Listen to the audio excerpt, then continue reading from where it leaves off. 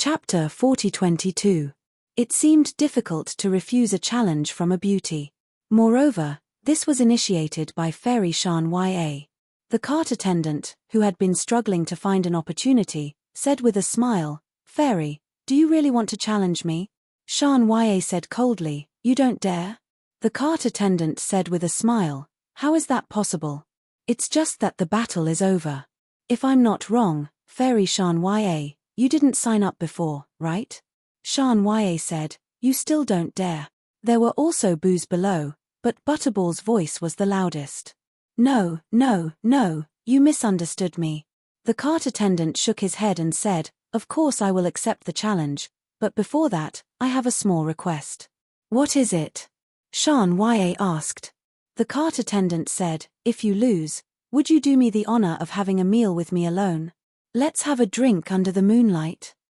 Chen, who was below, laughed when he heard that, but there was a hint of reluctance in his eyes. According to his understanding of Shan Ya, she would definitely agree. After agreeing to the cart attendant's request, he believed that the cart attendant's following days would not be easy. As for the outcome, Chen did not need to guess at all. Since Shan Ya dared to accept the challenge, she naturally had absolute confidence. Sure enough, Shan Ya did not hesitate at all. She nodded and said, "Okay." This made the cart attendant slightly stunned. He did not expect that she would agree so quickly. For a moment, he wondered if Shan Ya had been secretly observing him and secretly liked him. Her usual coldness was deliberately pretending to make him pay more attention to her. At this moment, his request was exactly what Shania wanted. In fact, this was also what Shania wanted. There were boos all around, but the cart attendant did not care at all. He said with a smile, "I didn't expect you to be so straightforward." Shan Ya said indifferently, "Of course I'm straightforward. It's not too much for you to ask. If you can beat me, I will marry you directly." The boos all around turned into an uproar. No one would have thought that the fairy of Mountain Ya would say such a thing. For a moment, many people looked at Guan Che with eyes full of envy. Of course, there were also eyes full of jealousy. Hearing Shan Ya's words, the smile on the manager's face deepened. This time, he was very sure that Shan Ya was really interested in him. However, he hadn't expected her to be so proactive. It seemed that his charm was not small. Even the fairies were impatient. Thus, he smiled and said, "Don't worry, I will treat you extremely well from now on." Chen covered his face. What happened next was almost too much for him to bear to watch. The battle began. Shan Ya took out her weapon, which was condensed from the pure miracle stone, and then used her full strength. From the start, Guan Che was already under a lot of pressure, but as expected of an expert who had obtained the qualifications of the Son of the Sky, he was still able to persevere. However, he could only hold on for a quarter of an hour before he was defeated by Shan Ya's strong attacks. Amidst the uproar, a dazzling light drowned Guan Che. After that, the crowd saw that Guan Che's face had almost turned into a pig's head. He didn't need to smile, but his eyes were already squinted. This was Shan Ya's combat strength. The shock of the crowd was almost indescribable. At this moment, applause rang out. Shan Ya looked in the direction of the sound and saw a person standing there motionless as if she had been petrified. Chen, it's Chen. Everyone's eyes finally moved away from the fighting stage and looked over. Some people recognized Chen. Then, one after another, exclamations rang out. The Fatty and Yun Zhen were already standing beside Chen. When the battle had just started, the two of them had already noticed Chen. However, Chen had wanted to watch the battle wholeheartedly, so the two of them hadn't caused a huge commotion. Not many people knew Chen, but almost everyone present had heard of Chen's name. At this moment, they were all looking at him curiously. Didn't they say he was dead? Why did he appear here? At this moment, Shan Ya rushed down from the fighting stage and towards Chen. Chen opened his arms. Shan Ya threw herself into his arms. "I knew you weren't dead. I knew you weren't dead." Shan Ya's voice was choked with sobs. Many people were confused, including the heavenly souls. According to the news they had received, Chen was indeed dead. Some heavenly souls had even verified that he was dead. But why did he suddenly appear in Blood Battle City? Some heavenly souls even began to suspect that Zi Chen was a fake, or that the soul of the soul-devouring clan had taken over his body and deliberately come here. As for Shan Ya and the others, they obviously didn't think so much. They were too happy that Zi Chen had appeared. Now, Zi Chen was the center of attention, and the son of the sky, Guan Che, was standing on the fighting stage. No one cared about him anymore. He came forward and patted Zi Chen's shoulder. "You surprised us again." Zi Chen smiled. "Want a drink?" I was shocked. "My mouth is a little dry." Yarrow Yi stood in the distance and looked at Zi Chen in disbelief. This guy actually came back to life. Did that mean he had a target again? Shen Gui stood beside Yarrow Yi. Last time, when they were searching for spies, they found many people. He was the only one who was unscathed. He was just being used. Zi Chen also saw Yarrow Yi. "Want a drink?" Yarrow Yi pointed at himself as if he couldn't believe that Zi Chen would invite him. Zi Chen nodded and said, "In our last competition, you were the one who won. Today is a celebration for you." Yarrow Yi followed and even brought Shen Gui with him. This made Shen Gui feel flattered. After Zi Chen left, a heavenly soul asked, "Will there be a problem?" "Don't worry. There is no problem. He is indeed alive," an old man said with a smile. An old man in a blue robe laughed. He was the old ancestor of the Lan family who had disappeared for many years on the Cerulean planet. The news of Zi Chen's return shook Bloody Battle City. It didn't take long for the news to spread to the Soul Devourer clan. Many people couldn't believe it. They went to look at Zi Chen's body again. They kept the body as a souvenir for future generations to see. But when they went to check, they only saw a strand of hair. They were fooled. Everyone in the Soul Devourer clan was furious. They planned to set another trap to lure Zi Chen out. This time, they would definitely kill him. But at this moment, the door of darkness appeared in the sky. A person walked out and announced the end of the hunt for Zi Chen. The door of darkness was the highest level of existence in the Soul Devourer clan. No one dared to defy the orders from above. On this day, everyone drank a lot of wine. Everyone was in a good mood. Even those who didn't drink were in a good mood. Zi Chen's return meant that Bloody Battle City had another great expert. Early the next morning, Zi Chen went to Lan Jiu Meng's residence and gave her the mirror that the Holy Mirror Spirit had given him. Lan Jiu Meng was resting. This was the most relaxed night she had had since Zi Chen's accident. She finally didn't have to blame herself anymore. Chapter 4023. A space door opened directly from Zi Chen's room, and the woman in green walked out. Zi Chen looked at her. "Are you familiar with this place?" "Far more familiar than you think." The woman in green said, "My name is Qing Yi." Zi Chen said, "My name is Zi Chen." Qing Yi's eyes flashed with disdain, as if to say that was nonsense. "Looks like you're ready." Zi Chen asked, "What do I need to do?" "We need to go to a place and find the lost dark ghost soul-devouring method." Qing Yi said with a serious expression, "You'll lose yourself there, and once you're lost, there's no way back." "And then?" Zi Chen looked at Qing Yi, waiting for her to continue. "There's no then. This is the most important information we know, and it's just a guess. No one knows how true it is." Qing Yi thought for a while and said, "You can think of it as an unknown place. Before you leave, do you have any regrets?" Zi Chen looked at her, puzzled. Qing Yi said, "Many people have gone in, but no one has come out. So this time, it might be an eternal farewell." "Can I not go?" Zi Chen asked again. "What do you think?" Qing Yi looked up and down at Zi Chen with a playful look. Zi Chen thought for a while and said, "But I don't trust you, because you're with him, and he tried to kill me several times. That he was the youth who had entered the Card Tower world that year. Shan Ya had told him that he had seen him in the Gate of Sky. Qing Yi's origin was mysterious, and her methods were brilliant. Naturally, she was with that youth." Qing Yi said, "You're talking about Little Sheng. He does have some opinions about you.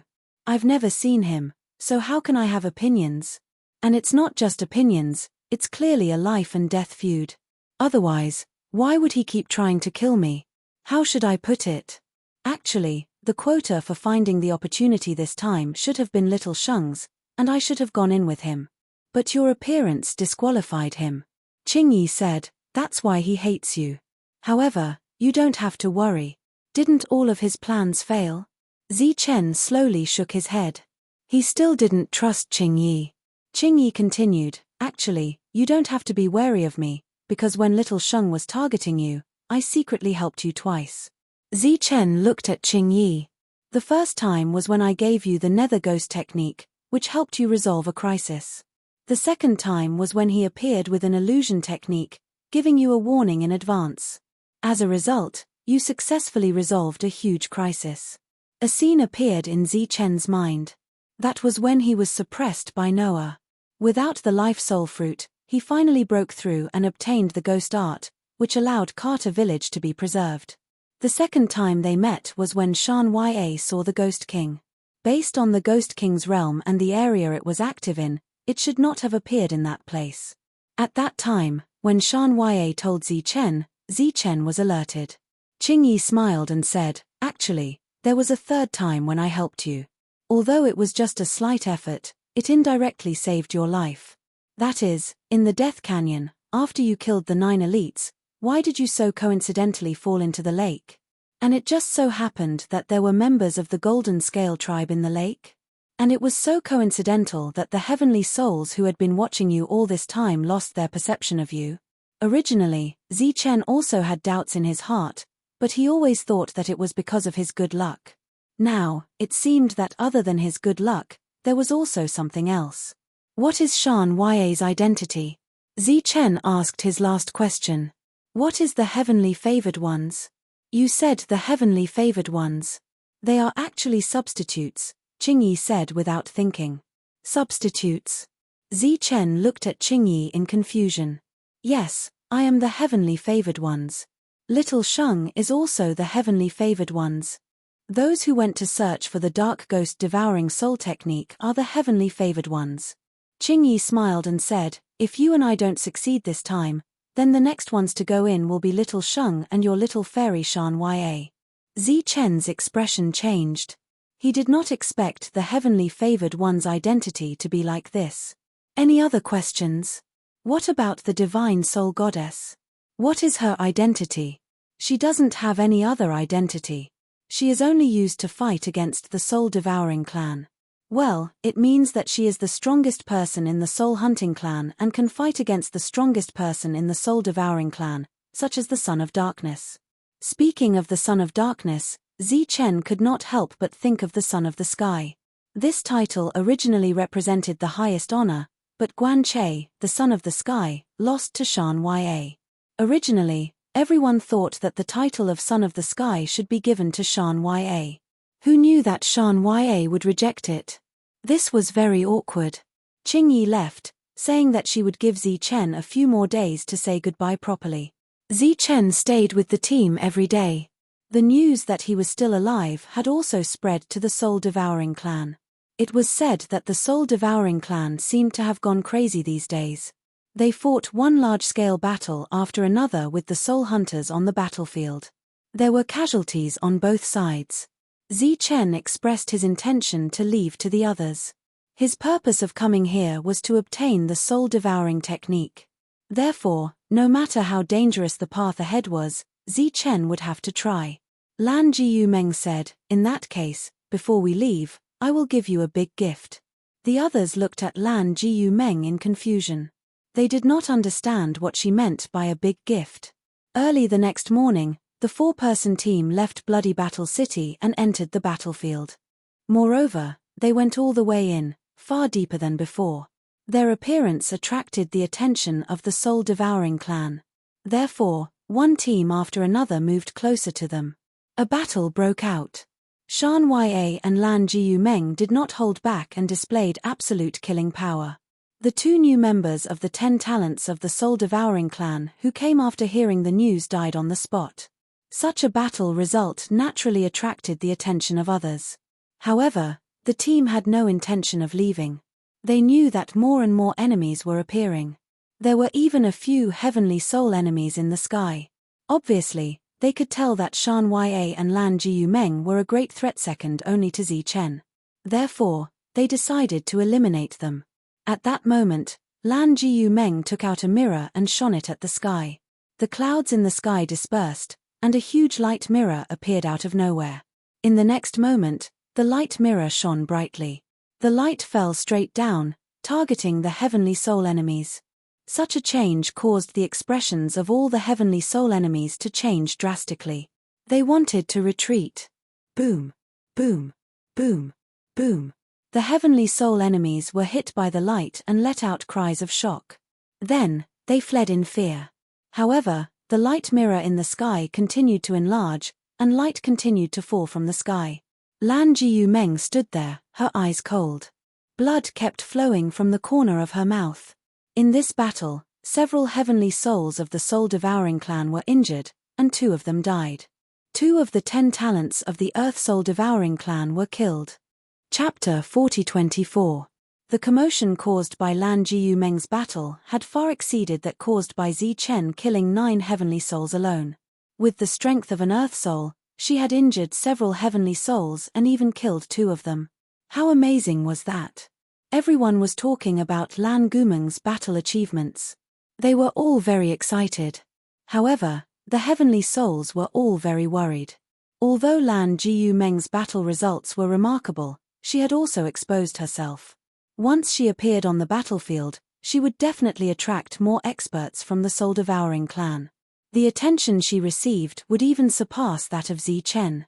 When that time came, Lan Jiumeng would be in great danger every time she went out.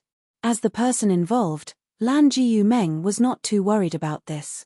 Because she had voluntarily exposed her identity, she had already decided to go into seclusion after Zi Chen left.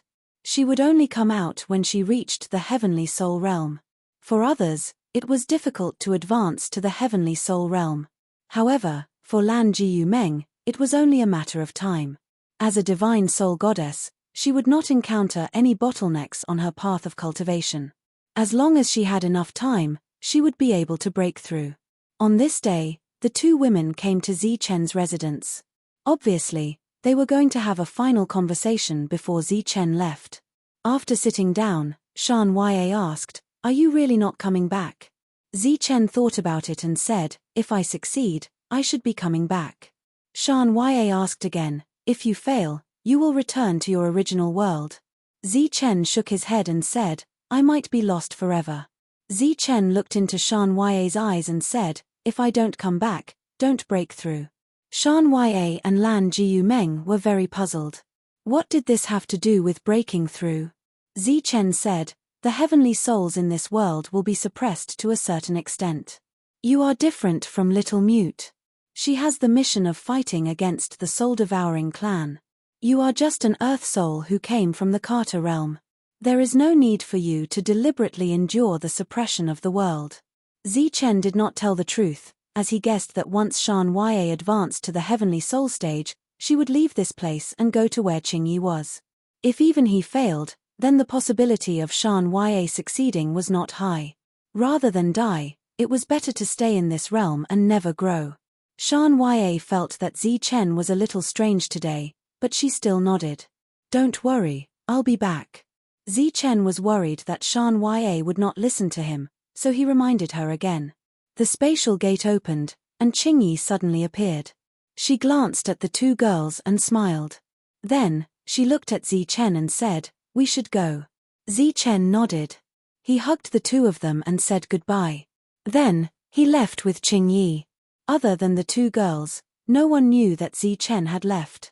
Asterisk asterisk asterisk asterisk asterisk asterisk asterisk asterisk asterisk asterisk Zi Chen arrived at the gate in the sky. The first thing he saw was the young man whose name he did not know. Even though he had expected to see him, Zi Chen's eyes still changed. There was a coldness in them. The young man smiled at Zi Chen and said, "If you go in with your emotions, you might die faster. Little Sheng, don't be rude." Qingyi was a little unhappy. Little Sheng shrugged and turned to leave. "Don't die so early.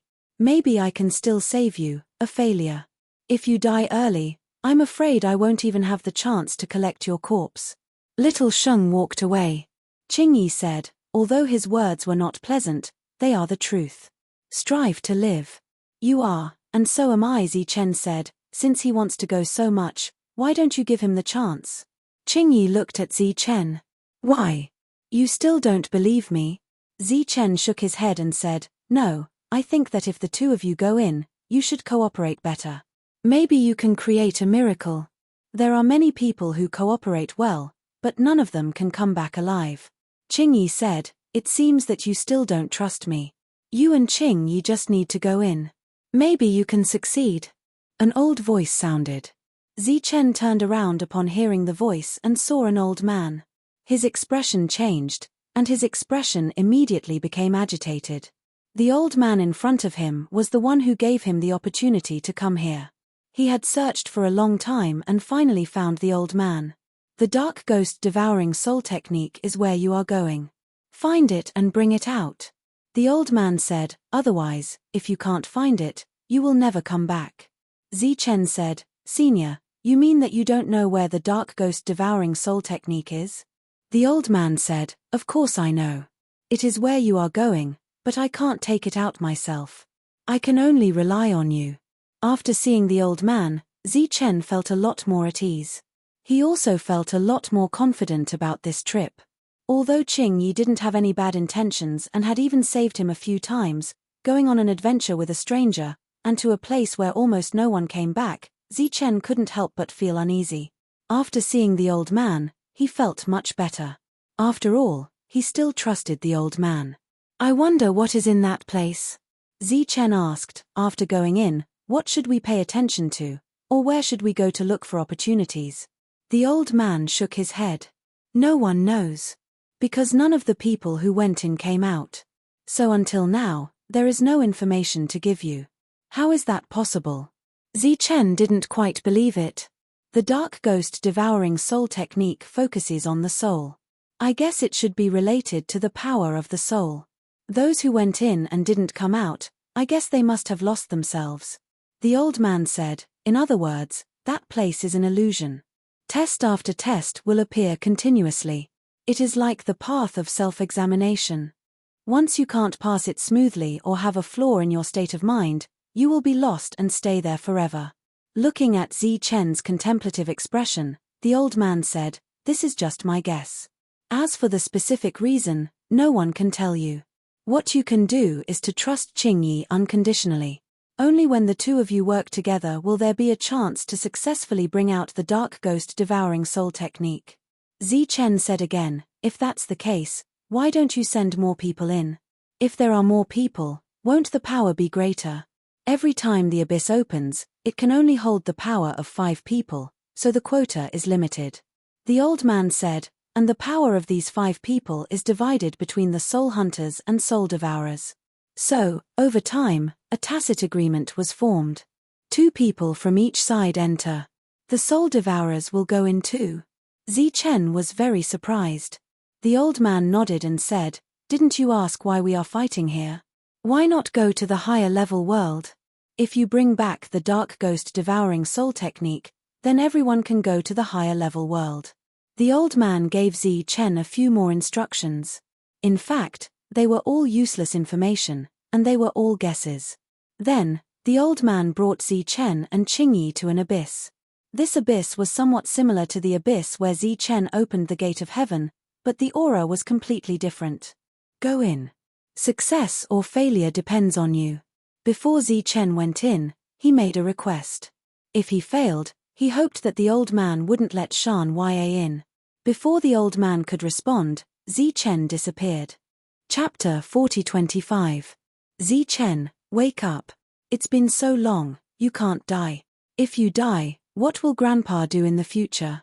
A sobbing voice entered Zichen's ears and gradually woke him up.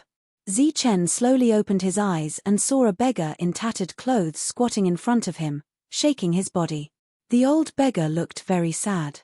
Tears streamed down his face and his eyes were filled with despair. Zichen's eyes regained some spirit, but more than that, he was puzzled. He didn't know this person at all. How did he know his name? Why did he call himself Grandpa? Did he have a grandpa?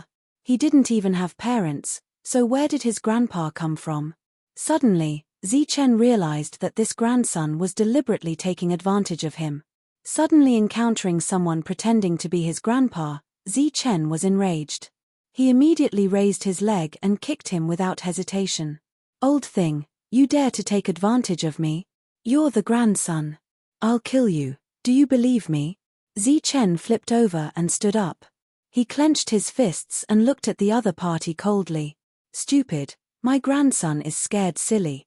The old beggar sat on the ground and stared blankly at Zichen, who was clenching his fists, and muttered. Grandson, you're my grandson. Zichen clenched his fists and walked forward. Old thing, you're my grandson. Now, call me grandpa. The dazed old man looked at Zichen and suddenly burst into tears. As he cried, he muttered, it's over. My grandson has been scared silly. Someone come and save my grandson. He's lost his mind and has already forgotten who he is. Zichen was so angry that he wanted to hit someone. However, looking at the old man's sad appearance, he couldn't really punch him in the nose. He hesitated. At this moment, Zichen suddenly noticed his surroundings. He was in a cave, not man-made. It looked like the nest of some kind of beast. Why am I here? Zichen was puzzled. Wasn't I in bloody Battle City? Didn't I come here to find something? Where's Chingy? The old man was still crying. He kept saying, it's over, it's over. He was really sad. However, Zichen was irritated and said angrily, shut up, old thing. The old man's crying stopped abruptly. He looked at Zichen worriedly. Grandson Zichen, are you alright? Zichen raised his fist again. Old thing, if you call me grandson again, I won't be polite to you. My good grandson, if I don't call you grandson, what should I call you? The old man was very sad. Call me by my name, old thing. Let me ask you, who am I? Zichen asked fiercely. You are Zichen, my dear grandson. The two of us relied on each other for survival and escaped death countless times, the old man said with tears in his eyes. Zichen looked at the old man. Old man, are you serious? Grandson, oh, Zichen, don't tell me you've forgotten your grandfather. The old man looked at Zichen's strange expression and immediately pointed at himself. I'm Li Haocheng, have you forgotten? Zichen heard and gritted his teeth. I'm Zichen, you're Li Haocheng. We don't even have the same surname. What kind of relationship do we have? Li Haocheng's face turned pale. How are we not related? Your parents passed away when you were young, and I was the one who raised you. How is that not related? Zichen crossed his arms and sneered. Lie, keep lying. Let's see what kind of lies you can come up with. Zichen didn't believe Li Haocheng's words at all. He was sure that Li Haocheng had been taking advantage of him, so he didn't hold back. Li Haocheng shook his head and said with despair, it's over. It's completely over.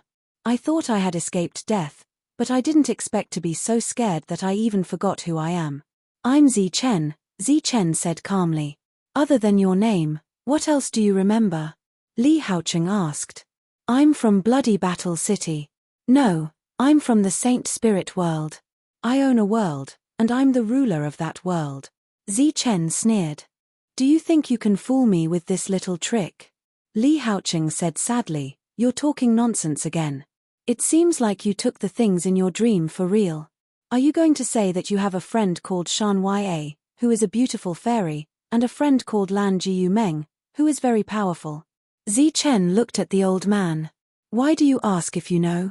The old man continued to cry and said sadly, Child, you're dreaming. You're talking in your sleep. Look at where we live. How can there be a fairy? Zichen looked at the old man warily. Li Haocheng got up and said, if you don't believe me, go out and take a look. Child, you've been in a coma for too long. Have you forgotten your identity? Li Haocheng walked out of the cave, and Zichen followed the old man out. This was a mountain peak, and there were many similar caves around it. Some were man-made, and some were natural caves. After Zichen came out, he saw many people in tattered clothes. This place looked like a primitive tribe that had yet to be developed. When these people saw Zichen, they were stunned at first, but then they smiled and said, Zichen, you're finally awake. You're awake. I knew you wouldn't die. Old Li, it seems like your prayers worked. Everyone talked and seemed to be very familiar with each other. But Zichen found that he didn't know them. Who are you? He asked again, his expression full of wariness. For a moment, the smiles on everyone's faces disappeared. One of the men looked at Li Haoqing, then pointed at his head and whispered, "Is there a problem here?" Li Haoqing nodded and said, "It's been talking nonsense, but it should be because it's been in a coma for too long. It will be fine in a few days." The others nodded their heads in understanding. Zichen took in everyone's expressions and said with dissatisfaction, "What do you mean? Are you acting for me? Let me tell you, I'm different from you." They were indeed different. Whether it was their clothes or other things, they were different. But just as Zichen lowered his head and wanted to prove himself, he found that his spirit robe was gone. What replaced it was a set of tattered clothes and a pair of tattered straw sandals. That was all. Where was his spirit robe? Where was the spirit beside him? Where was the little fairy that had been following him? Where was the staff and shield? Just as Zichen's mind was violently fluctuating and doubts appeared in his heart for the first time, a scream of horror suddenly sounded. "Not good, the ghost is here." Along with this voice, a look of horror appeared on everyone's faces. Chapter 40:26. Zichen had no idea what was going on. He had no idea at all. Everyone was running away in fear. Ghost. What was that? Was it his pet? "Grandpa, my dear grandpa, do you want to die again?" While Zichen was still in a daze, Li Haoqing came up to him, grabbed Zichen, and ran away. Zichen noticed that the old man was strong and his steps were agile. Instinctively, he followed the old man's lead. Zichen wanted to look back and see if all the ghosts were his pets. But when he looked back, Zichen was dumbfounded. That wasn't a ghost, it was a demon. It was running toward them and chasing after them. Its speed was not slow either. It caught up with a person in a few jumps. It opened its mouth and inhaled. The person who was frantically running away, under the influence of inertia, fell to the ground after running for another 10 or so steps. Zichen saw that the ghost had devoured that person's soul. The other party paused, and a look of enjoyment and intoxication appeared on his face. "Ghost devouring soul," Zichen exclaimed out of instinct. But he didn't know why he would shout like that. "Run. Lord Ghost is here to hunt. If it catches up to you, you will die," Li Haoqing loudly reminded Zichen. At the same time, he pulled Zichen back. Zichen ran as well. The scene of the ghost devouring soul lingered in his mind for a long time. They climbed over the mountain and ran into the distance. The underworld ghost behind them, after devouring 5 people, gave up the chase and quickly disappeared. Everyone stopped in their tracks, looking as if they had just survived a calamity. "What is going on?" Zichen looked at Li Haoqing, who was gasping for breath. "Tell me, where is this place?" "This is Lord Ghost's hunting ground." "Zichen, have you forgotten everything?" Li Haoqing looked at Zichen. Zichen said angrily, "Old man, don't joke around with me. I'm asking you, where is this place?" Zichen was infuriated, but at the same time, he was also nervous. That was because he had tried to use his soul force to save those who might have died, but he found that his body was empty. There was no soul power at all. Furthermore, as he looked at them, he discovered that none of them had any soul power in their bodies. Li Haoqing said, "This is the land of boulders, and also the hunting ground of Lord Yugui. We have lived here since we were born." Zichen said, "In that case, we are all prey, and that guy from before is the hunter." Li Haoqing nodded. Zichen asked, "How many years have you lived here?" Li Haoqing said, "Years? What's that? How long have you lived here?" "There have been many sunrises. I can't remember clearly." Li Haoqing chuckled. "For us, it's considered a gain." Zichen asked again, "What about me? How long have I lived here?" Li Haoqing thought for a moment and said, "More than 6,000 sunrises, right? More than 6,000 sunrises, which should be less than 20 years.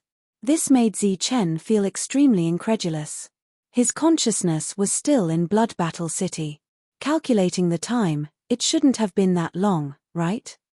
Chen couldn't believe it, so he found someone who knew him and asked about his situation. In the end, the news was not much different from Li Haoqing's. His parents were probably eaten by the underworld ghost around the 4000th sunrise. After that, he followed Li Haoqing, who was everyone's grandfather, and relied on each other for survival.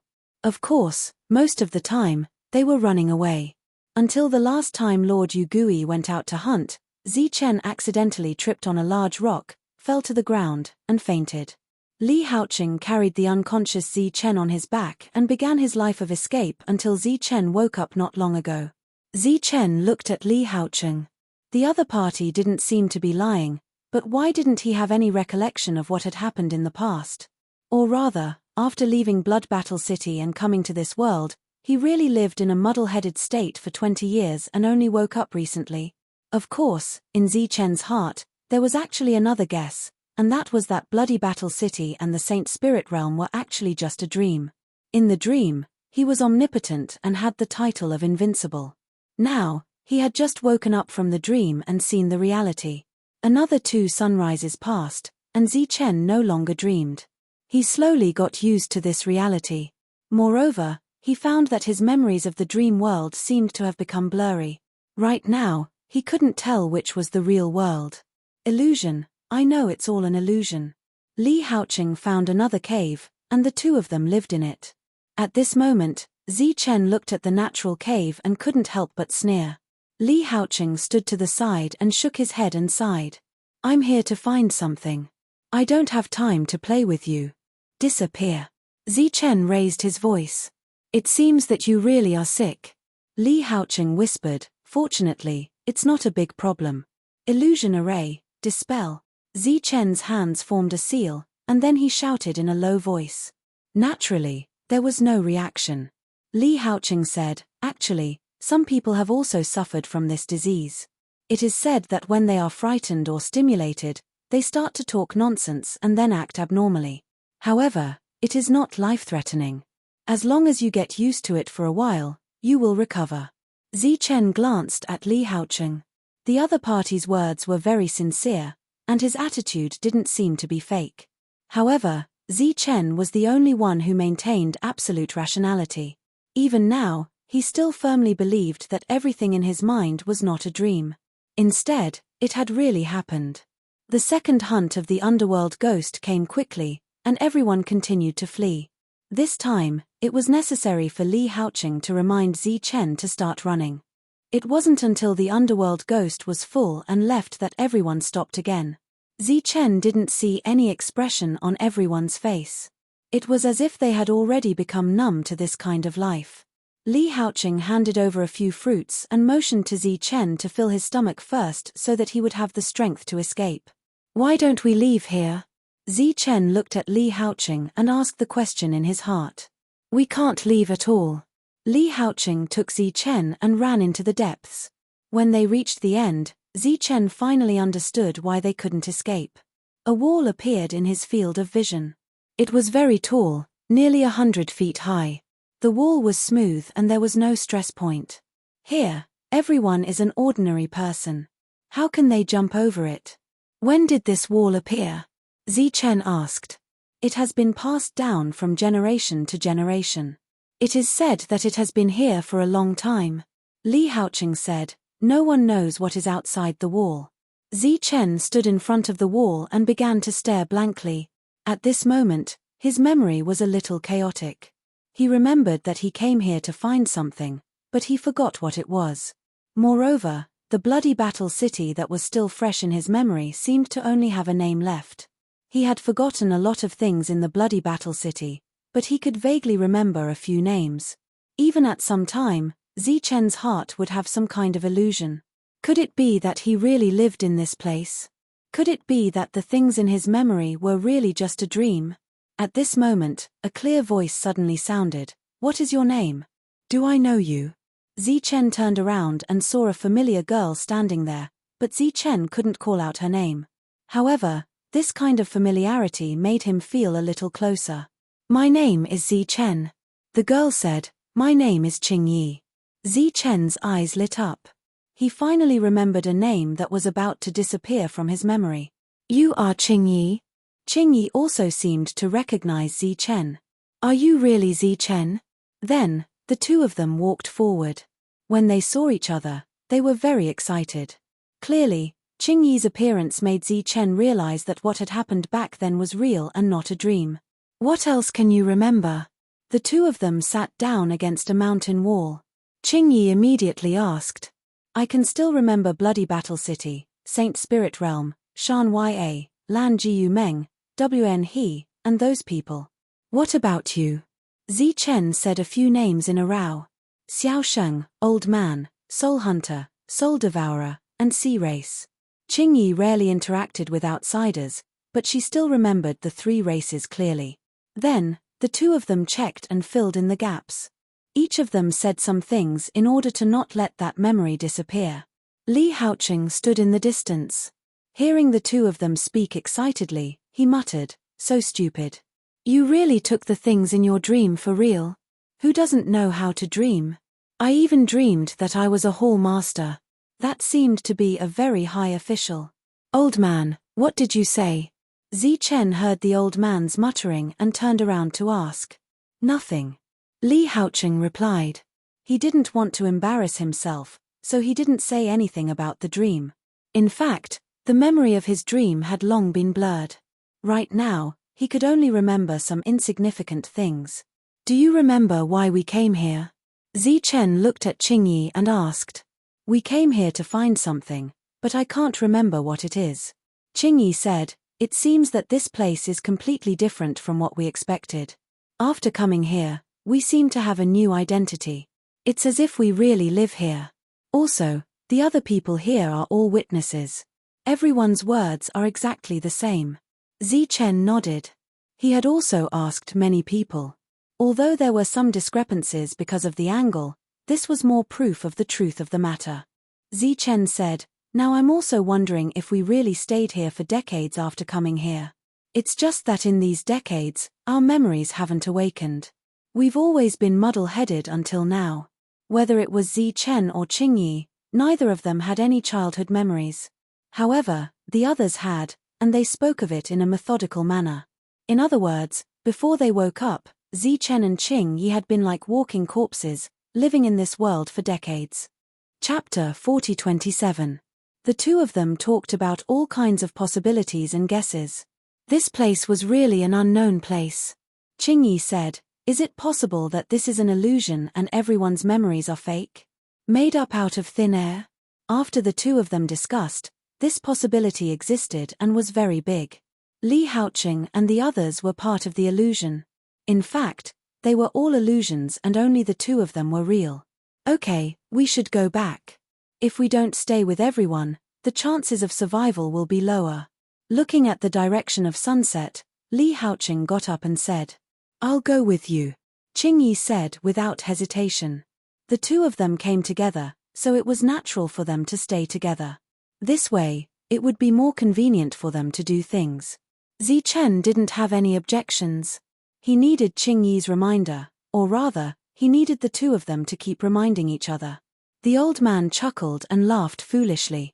The way he looked at Qingyi changed as if he was looking at his granddaughter-in-law. The more he looked, the more satisfied he was. The people who came in before might not be lost, but dead. While moving forward, Qingyi said with a heavy heart, although the underworld ghosts here don't feel strong, they are invincible. Without soul power, we can't resist those underworld ghosts at all. Those underworld ghosts? Zi Chen asked, are there many of them? It seems that you didn't look carefully. The underworld ghosts that hunt are actually different. If you look carefully, there are some subtle differences. Qingyi said, this means that there is more than one underworld ghost. It might be a group. Li Haoqing returned and was very proud. When the others saw Qingyi with Zi Chen, they all understood why he was so proud. Some even began to congratulate him. Why did we come back here? Looking at the familiar cave, Zi Chen asked curiously. If we don't stay here, where else can we go? Li Haoqing asked. Zi Chen said, if we stay here, the underworld ghosts will come again. But once Lord Underworld Ghost finishes hunting, we will be safe. Chen was speechless at Li Haoqing's explanation and was too lazy to argue with him. Qingyi entered the cave and said, Chen, have you observed carefully? What? Chen asked in confusion. This world seems to have developed on its own. Everyone has their own thoughts, just like the most realistic human beings. It's not just formed around the two of us. Qingyi looked up at Chen and said, I suspect that this is a real world. Chen said, if this is the real world, then what are the two of us? We know nothing about this place, and there is no information about this world in our memories. Qingyi continued, is it possible that in this world, there is indeed another Chen and Qingyi, but our arrival has taken over their bodies? Chen smiled and said, that's too much nonsense. Why don't you say that the two of us are actually living in this world and that we were just dreaming before? But unfortunately, we had a dream of having each other. Qingyi suddenly lowered her head, because it was not impossible. Her memories had been distorted long ago, and she could no longer distinguish between which was an illusion and which was real. Li Haoqing sat next to them and did not say a word. Anyway, they were talking nonsense in their own home, and no one could hear it, so it did not matter. But he suddenly thought of something, so he reminded them, you are really dreaming, and you will soon forget the things in your dreams. So, just talk about it here, but don't go out and talk nonsense. Qingyi heard this and said, what do you think? Chen said with certainty, I believe that everything in our minds is real, even if the memories are a little vague. Qingyi said, if you believe that it is real, then let's remember everything, lest we forget everything. Okay. The two of them planned to write down their memories with words. Chen found a colored stone and handed it to Qingyi. Qingyi suddenly said, our memories are different, so let's write down our own memories. Chen nodded and did not have any objections. He began to write on the other side of the cave, I am Chen, from Bloody Battle City. I have friends there, one named Shan Ya, one named Lan Jiu Meng, one named Wn He, and one named Ghost Spirit. Today, I met Qingyi, so it turns out that we knew each other before, and we came to this world at the same time for the same thing. But, our memories seem to be distorted, and we have forgotten the purpose of coming here. On the other side, Qingyi also wrote down Xiaosheng's name, her master, Chen, and the 3 clans. After writing, the two of them were very satisfied. After sunset, Li Haoqing suddenly walked out of the cave, and before he left, he winked at Chen, feeling a little strange. Chen and Qingyi sat side by side, and the two of them tried hard to recall the things in their memories, worried that they would forget. Time passed, and the two of them finally fell asleep. The sun rose in the east. Sunlight shone in from the entrance of the cave, and Chen opened his eyes. He slept very comfortably last night, and did not have any dreams. He stretched his back. Then, he felt someone beside him. Qingyi. Chen recognized Qingyi, so he called out. Qingyi opened her beautiful eyes, and she also recognized Chen, so she smiled. What do you remember? Chen asked, did you dream of anything? Qingyi shook her head. Same as yesterday. Let's take a look at our memories. Chen looked to the side of the cave, where he had written yesterday. After seeing the content, Chen smiled. Because what was written was the same as what he remembered now, he indeed remembered those friends. Qingyi also looked at the content she had written, and she seemed very satisfied. What are we going to do today? Qingyi asked. Let's see if there are any other paths. As they spoke, Li Haoqing walked in. Chen asked, where did you go yesterday? Li Haoqing did not reply, but looked at Qingyi, as if he wanted to see something from her face. We're going out, don't touch the things here. Chen pointed at the words, worried that Li Haoqing would not listen, so he said sternly, I'm telling you, old thing, if you dare to erase it, I'll beat you up. Li Haoqing waved his hand and said, got it, go, go. The two of them left with peace of mind. Li Haoqing stayed there, and he had other thoughts and plans in his mind, so he did not care about the words left by Chen. When they left, several people greeted Chen. Chen didn't know them, so he just nodded his head in acknowledgement. The two of them walked down the mountain. Along the way, Qingyi carefully observed her surroundings. There were fruit trees at the foot of the mountain, and Chen picked some fruits for the two of them to eat. The two of them once again came to the tall and smooth wall from yesterday. Zichen looked up at the wall and murmured, "How can we climb over it? If it was before, we could just fly over it." Qingyi said, "It's not easy to go over now." The two of them walked along the wall, looking for other discoveries. After walking for a while, Zichen suddenly asked, "What are we looking for here?" Qingyi thought seriously, but she could not think of anything. "I'm not sure, but we should be looking for something." Zichen said, "It seems that our memory has deteriorated." Qingyi nodded in agreement. Right now, she could only choose to believe that the things in her dream were real, and that she came to this world to find something, and that she had a mission. Otherwise, she would really lose her mind and become the same as the others here. The two of them returned to the cave, and saw that Li Haoqing had prepared a lot of fruits. After Qingyi came in, he immediately handed them to her. Qingyi thanked him and took them. Zichen picked up a stone next to him and said, "It seems that we have to write down what happened every day, so that we don't forget everything." Zichen walked to the side and wrote. Qingyi put down the fruit and also wrote on her side. When Li Haoqing saw this, he couldn't help but shake his head. However, he didn't say anything. Even if they were tormenting each other, there would be a time when they would stop. Maybe at that time, he would be able to hold a great-grandchild. This was what Li Haoqing was focused on. A new day, the ghost came. It seemed to be hungry, and it quickly rushed into the crowd, devouring one life after another. Zichen looked at the ordinary people struggling to fall to the ground, and a soul flew out from their body and was devoured by the ghost. It had been half a month since they arrived here. According to the language of this place, that was 15 sunrises. Zichen was already used to the appearance of the ghost, but after Qingyi told him about it, he carefully observed the ghost and found that it was indeed different from one another. Every time the ghost devoured a soul, it would pause for a moment, and at that time, it would be very intoxicated, as if it was enjoying some kind of delicious meal. After devouring 6 people in a row, the ghost laughed and left. Its laughter was no different from that of a human's. Zichen stood in the distance, watching the ghost leave. After that, he and Qingyi also left, continuing to look for something. Day after day, in this place, only sunrises and sunsets. Every day, when Zichen and Qingyi woke up and were not being devoured by the ghost, they would go out. As for why they went out, or what they were looking for, the two of them had already forgotten. They only knew that they came here to look for something, but they did not know what it was. And so, they could only continue to look for it day after day, not knowing when it would end. On a new day, the underworld ghost came to hunt. Zichen and Qingyi escaped. Every time, the ones who were devoured were either the elderly who had slowed down or those who had not been able to escape in time. Some were simply unlucky. Zichen stood in the distance, quietly watching the ghost eat its fill, then laugh and leave. "It's safe, let's go." Zichen turned his head and glanced at Qingyi. Unexpectedly, at this moment, Zichen noticed that Qingyi was standing in the same place, motionless, and her eyes were full of horror. Zichen slowly turned his head, trying not to make any sound.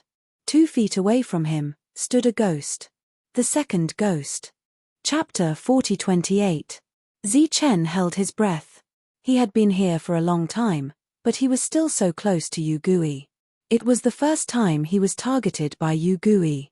Yu Gui just stood there without moving, but there was a strong oppressive aura that made Zichen breathless. In an instant, his dormant memories seemed to be awakened. His fingers trembled as if he was about to clench his fists and form a seal. "Run, why aren't you running?" Yu Gui looked at the two and grinned. "I saw that you two were the best at running, now you want to run?" Zichen's eyes widened as if he saw something incredible. "Zichen, run." At this moment, a loud roar came from behind and forcibly pulled Zichen's consciousness over. It was Li Haoqing. After seeing Zichen's abnormality, he ignored his own safety and shouted out a warning. Zichen, who came back to his senses, immediately ran to the side.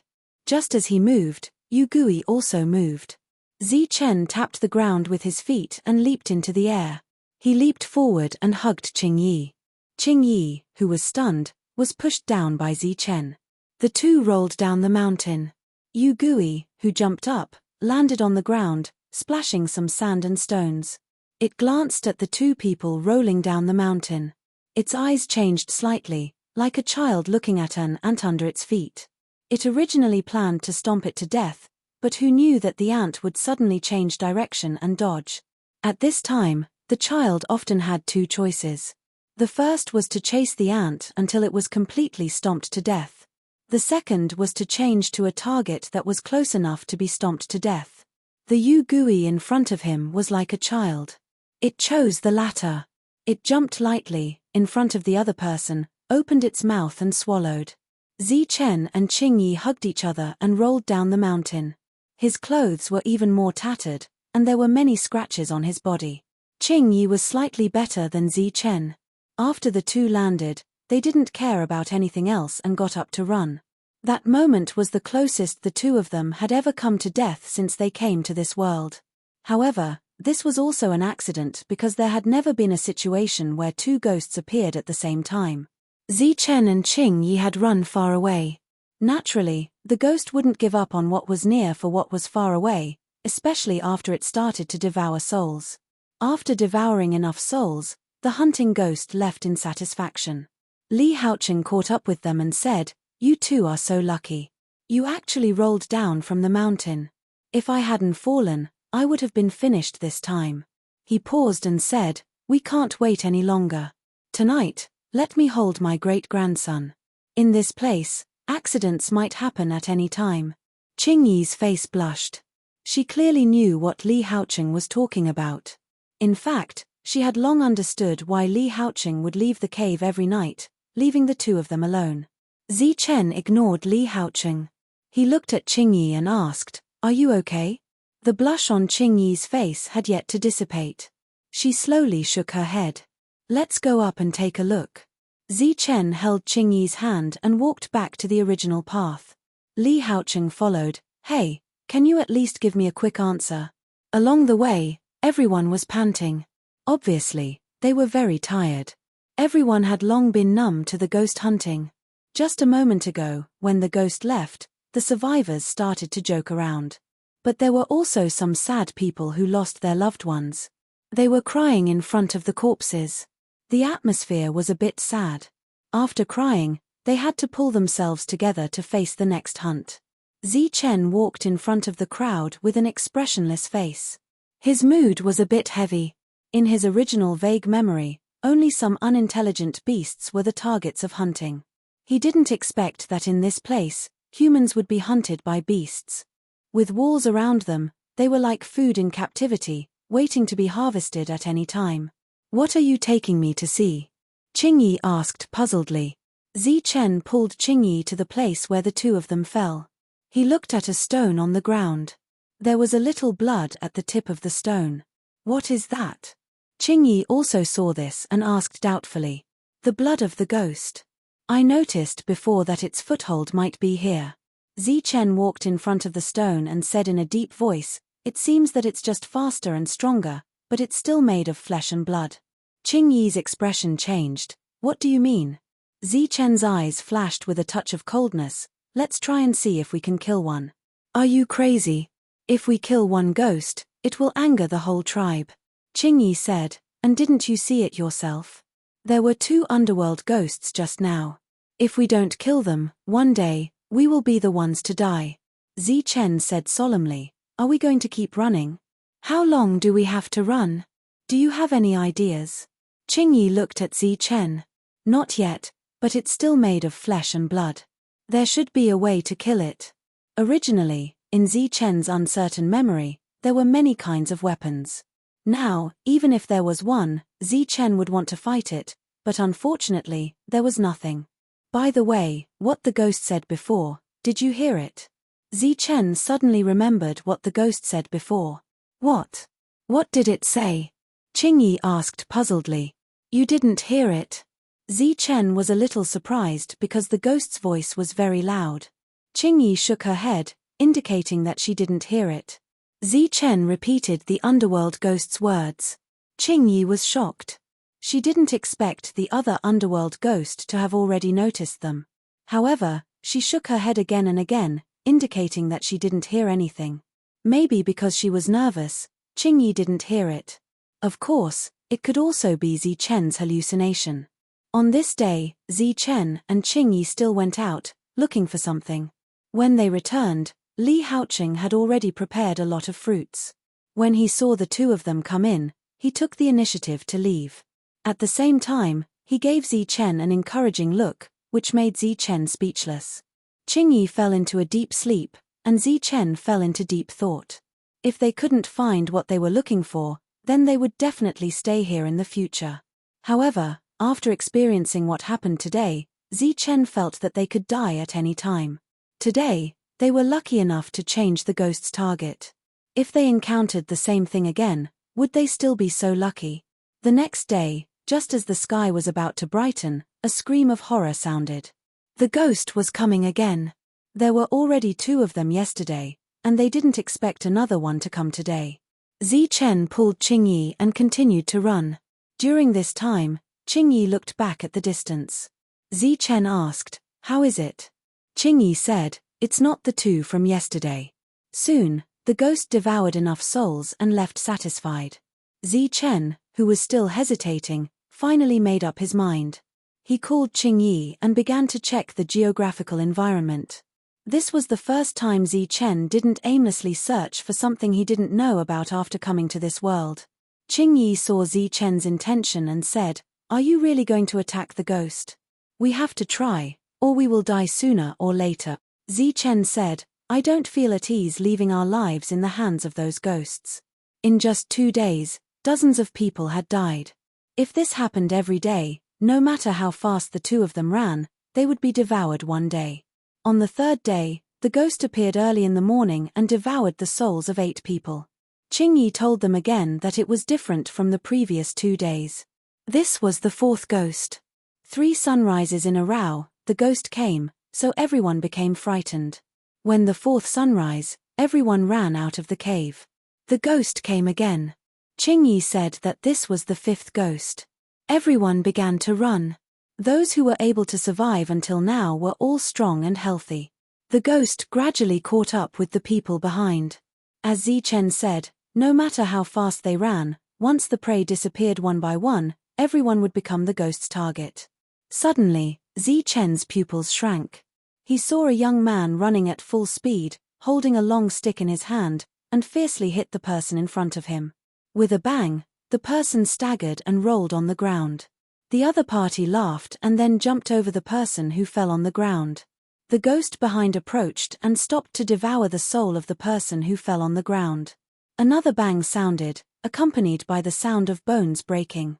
A person's leg was broken, and he fell to the ground and wailed. After devouring the first soul, the ghost caught up and devoured the person with the broken leg. "Not bad, you have some wisdom." Zichen heard Yu Gui's words.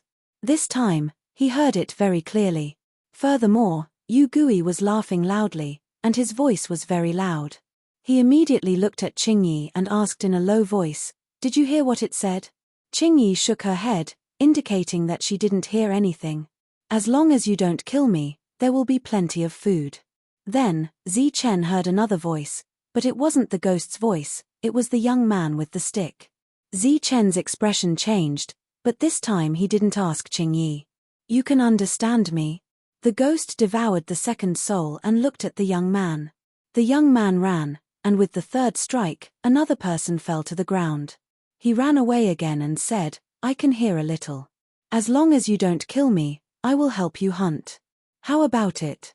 Zichen heard the conversation between the two clearly, but the others didn't seem to hear it. Zichen was very sure of this, because if they could hear the young man, they would naturally be afraid, or at least look at him a few more times. However, no one reacted, and everyone was running away.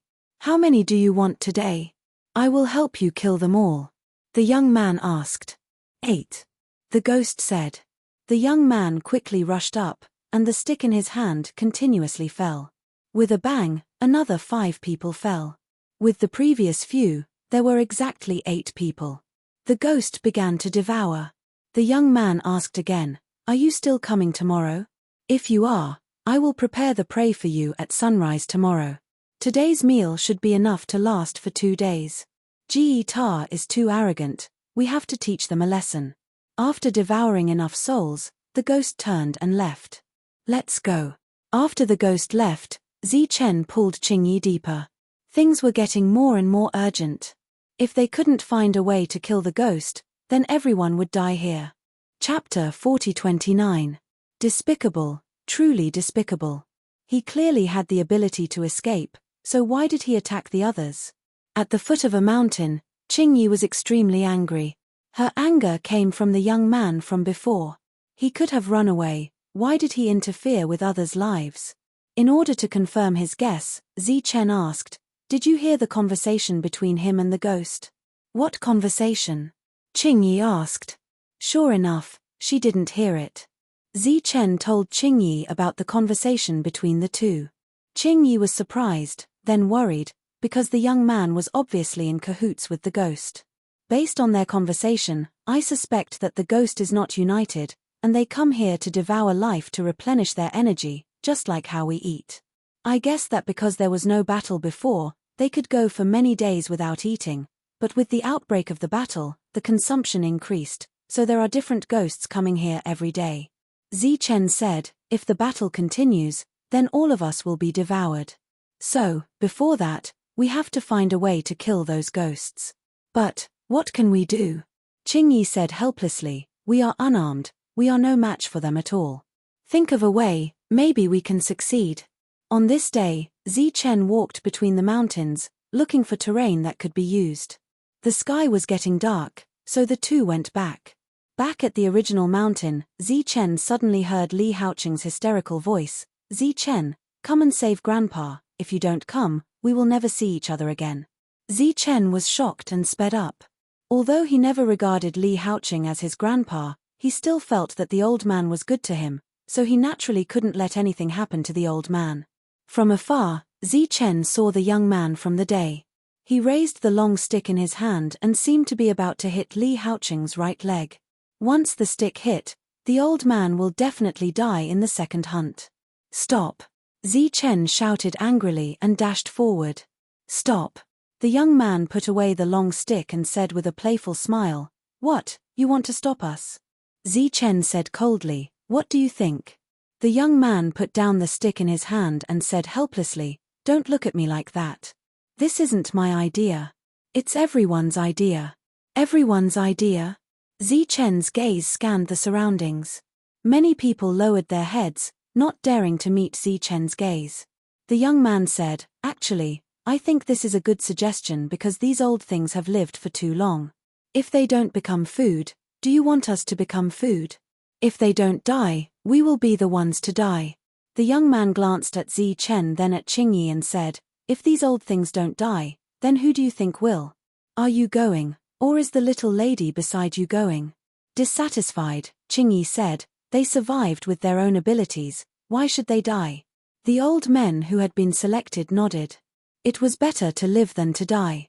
No one was willing to die. But they're too old. They need to have some dedication.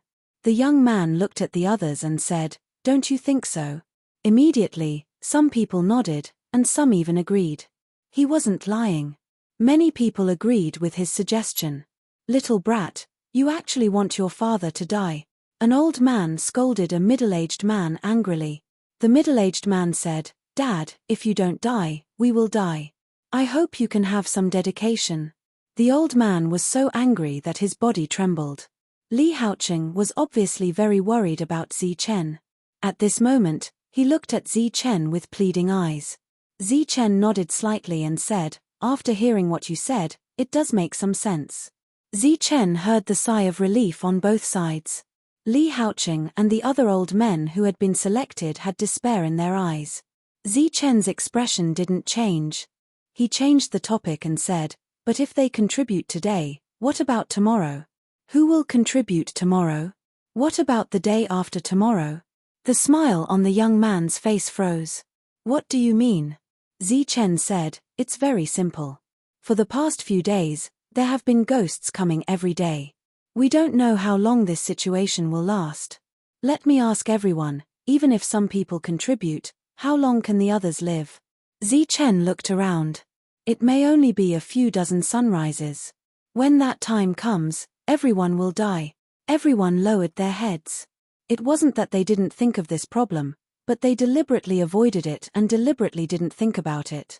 For them, to be able to live until sunrise was naturally a good thing. And even if they died, dying later was better than dying early. Zichen continued, maybe you think that this situation is only temporary. Maybe after a few sunrises, everything will return to normal. But even so, those ghosts still need to hunt and eat. How long can we hold on? If there are no old men to contribute, then who are you going to give up and who will contribute? Your wives, or your children? But according to your logic, as a father, shouldn't you contribute to your children? Zichen's eyes suddenly became sharp. When all these old things in your eyes have contributed, then it will be your turn. Because you will become a father, I don't know if you are willing. Under his aggressive gaze, everyone subconsciously stepped back. They didn't dare to look at Zichen's eyes. The reincarnation of the heavens. Today, they made their parents give up their lives to contribute. Then, as parents, they will have to contribute their lives in the future. Everyone sank into silence. There were also many people who had guilt in their eyes. Li Haocheng shed tears. He felt that his grandson's love was not in vain. Suddenly, there was applause. It was from the young man. He threw the stick to the side and looked at Zichen. Since you said it so righteously, then please tell us, how are we going to survive?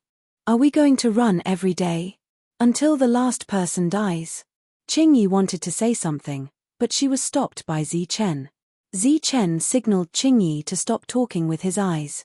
He continued, if this goes on, everyone will die, so to avoid this situation, we have to resist. How? The young man sneered, are you going to talk about human rights with those animals? Are you going to tell them that what you are doing is wrong? Zichen said in a deep voice, resist and kill the ghost. There was an uproar. Even the young man was shocked. His body trembled. What did you say? Kill the ghost. Only then can we eliminate all future troubles. Zichen emphasized, only by killing them can we survive. Zichen's words shocked everyone. Because since birth, no one had ever thought of killing the ghosts. Everyone was thinking of ways to escape, and even practiced a lot of digging skills. But when it came to killing the ghosts, no one had ever thought of it. Are you crazy? The young man looked at Zichen. Zichen's words were indeed beyond common sense. The ghosts are also flesh and blood. Why can't we kill them? As long as we find the right geographical location, we can kill them. Zichen said calmly and confidently. What do you have in mind? The young man asked. Find the right geographical location, then we can cooperate. Zichen said, during this time, everyone has to listen to my command. The young man narrowed his eyes. You want to command me? If you have a way, then you can command me too. Zichen looked into the young man's eyes and said, I'm at your command.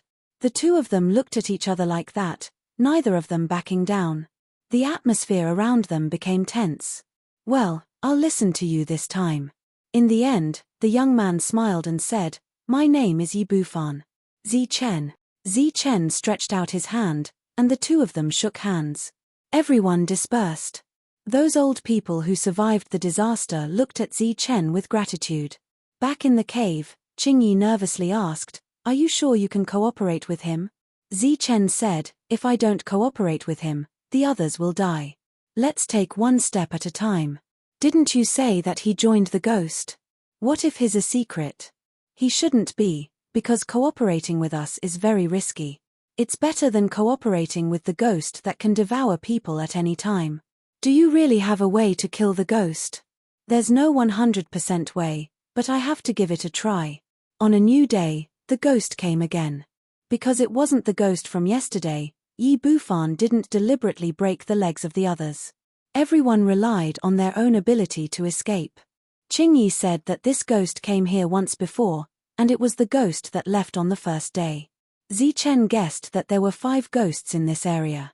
After the ghost ate its fill and left, Zichen led the others to go deeper and finally arrived at a steep mountain. He pointed at the mountain and said, think of a way to loosen the big rocks on the mountain, Then lure the ghost here and use the rocks on the mountain to completely defeat the ghost. The young man looked at the rugged rocks and frowned. What if we fail? If we fail, naturally someone will die, Zichen said, but we can still take a gamble. If we don't try, in the end, everyone will die. Zichen especially emphasized the word everyone. Okay, then let's try. Yi Bufan threw away the long stick and decided to try. Zichen began to instruct everyone to work. Everyone started to move, and Zichen constantly checked the degree of loosening of the rocks. During this time, some people would occasionally miss, and the big rocks would rumble and roll down, creating a huge noise. Everyone's face was very pale, because if they were hit by a big rock, it was almost impossible to survive. But this also gave them some confidence that maybe this time they could really succeed. On the morning of the second day of work, no underworld ghost showed up. Everyone let out a sigh of relief and continued with their work. There was also no ghost on the third day. After 3 days of work, everyone prepared a lot of traps, but whether these traps would work or not, Zichen still needed to carefully check. On the fourth day, the underworld ghost came, and another chase began. Some people were swallowed, and some people ran away. Don't kill me, don't kill me. Chapter 40:30. Don't kill me, the trap they prepared hasn't succeeded yet, I can take you to destroy it. Once the trap is successfully set, you will die. The unfortunate man who was targeted shouted in horror. His voice was very loud, and he sounded like he was about to cry. Everyone heard his shout, and for a moment, everyone's face changed, some people's body went soft, and they almost collapsed. If the other party brought Yu Gui over and learned that everyone was plotting against him, then everyone would be finished. Qingyi looked at Zichen nervously. She didn't expect this to happen. If the other party really brought Yu Gui over, then the first one to die would be Zichen. She grabbed Zichen's arm. Zichen gently grabbed Qingyi's arm, indicating that she didn't need to worry. Yu Gui swooped down, facing the man who was shouting, and took a deep breath. The next moment, the man's soul left his body. Just like that, he died. Just as Yu Gui was enjoying himself, everyone continued to run, but this time, everyone was a bit more relaxed. Zichen's forehead was already covered with sweat. He looked relaxed before, but in fact, he was under a lot of pressure. It seems that he made the right bet. Yu Gui couldn't understand them at all. They were not on the same language level at all. Perhaps in the underworld ghost's eyes, the human who had been trying to intimidate it was just shouting and provoking its dignity. It was like an ant waving its tentacles at a child. The child naturally didn't understand what the ant was trying to say, and might even mistakenly think that it was provoking him. The next thing he did was to kick him. After swallowing the man's soul, Yu Gui continued to hunt. No one knew if there was a lesson learned from the previous incident, but this time, no one was swallowed by Yu Gui. After the hunt was over, all the survivors gathered together. Yi Bufan came with his long stick. He first looked at Zichen and asked, "How is the situation?" "I still need to check it carefully. It should be done in a day," Zichen said. Yi Bufan placed the long rod in his hand and hit it. He said coldly, "If we fail this time, the first one to die will be you." Perhaps Yi Bufan didn't understand what he was saying, but Zichen knew that if he failed, Yi Bufan would use his advantage of being able to communicate with Yu Gui to betray Zichen. In other words, he was encouraging the other party to be the first to kill Zichen. Zichen said in a deep voice, "Regardless of success or failure, we still have to try." Yi Bufan snorted and then looked at the others. Yi Bufan wouldn't be polite to these people. "I don't want to see what happened today a second time.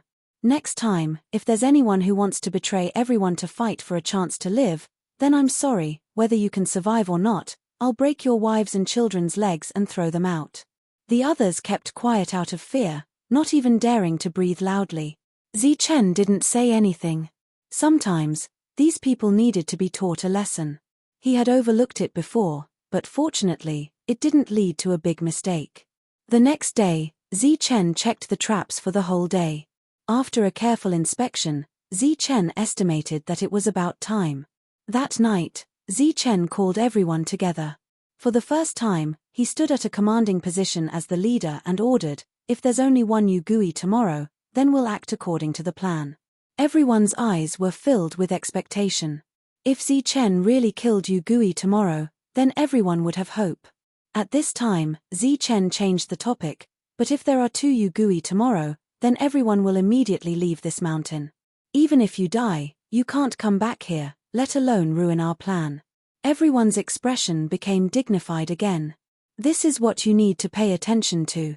There must be no problems, otherwise, our efforts will be in vain. Zichen warned again. Everyone's expression changed.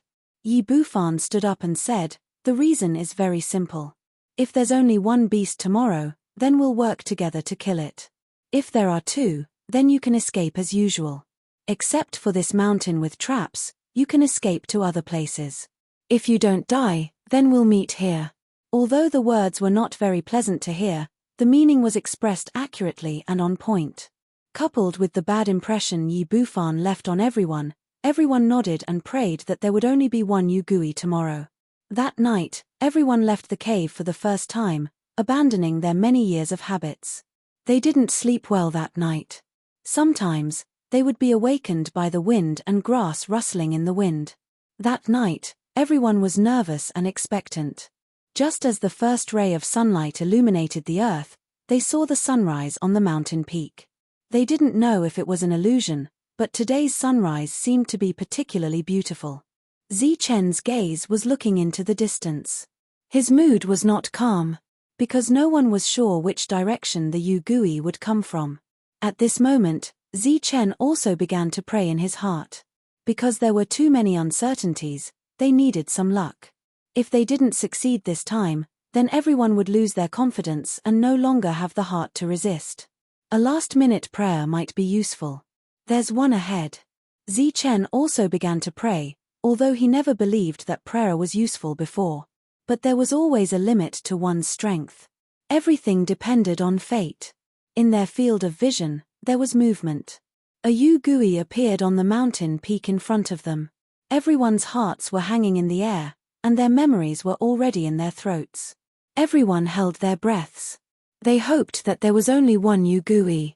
The Yugui stood on the mountain peak and began to look around, as if it was looking for a target. Perhaps, after hunting here for many years, it was the first time that it didn't see humans in captivity. It was somewhat unaccustomed to it. The Yugui that was looking around seemed to have used some unknown method to quickly lock onto their direction. It jumped down from the mountain peak and ran towards them. No one let down their guard because they were worried that a second Yugui would appear.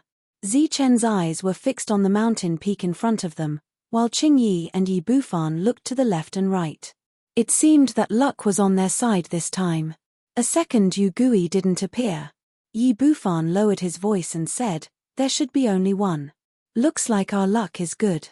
Zichen retracted his gaze and looked at the Yugui that had already run down from the mountain peak. He said in a deep voice, "Next, we need someone to act as bait." "What did you say?"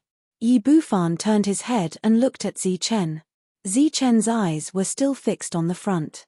"We need a bait to lead this Yugui to the designated direction." Yi Bufan's eyes became cold. "Then what are you waiting for? There are so many people here. Just throw one of them out." Zichen said, "What we need is bait, not cannon fodder. Only a strong bait will do. I can see that your body is strong. Why don't you go?" Yi Bufan sneered. Zichen looked at him and said indifferently, "I can go, but I'm not sure if you can accurately trigger these traps." Yi Bufan clenched the long rod in his hand. "So you've been scheming against me from the beginning?" Zichen said calmly, "This is not scheming. I think you have the ability to do so. During this time, you have already memorized the directions of all the traps. With your strong body, I believe you will succeed." The Yugui was getting closer and closer. Many people's eyes were on Zichen, and they gradually became more and more anxious. Yi Bufan stood up. "If you don't die this time, I will kill you myself." Clearly, he was truly enraged. He had been tricked by this seemingly harmless fellow. Zichen said, "I think it's better for you to pick up some stones. If you can anger it, the chances of success will be higher. You win." Yi Bufan glared at Zichen fiercely. He picked up a few stones and rushed down. Zichen also took the opportunity to pick up a few stones in case he needed them. After Yi Bufan left, Zichen said in a deep voice, "Everyone, listen to my orders." Everyone held their breaths as they stared intently at the scene below. Yi Bufan rushed downwards. When he was still some distance away from the dark ghost, he threw a stone at the dark ghost. It was a provocation. As expected, the Yugui was enraged. It roared and rushed toward Yi Bufan. Yi Bufan was about to leave when a rumbling sound came from above. He saw a big stone falling down. Looking at the momentum of the falling stone, it was not aimed at the Yugui. It was obviously aimed at Yi Bufan. Yi Bufan cursed, but he stopped abruptly and stood there motionless. At this moment, he had a big stone behind him and a Yugui in front of him. He was in a dilemma. The Yugui came close and roared. It opened its mouth and was about to devour Yi Bufan's soul. At this moment, Yi Bufan tapped his foot and quickly rushed to the side. His speed was affected by the devouring power.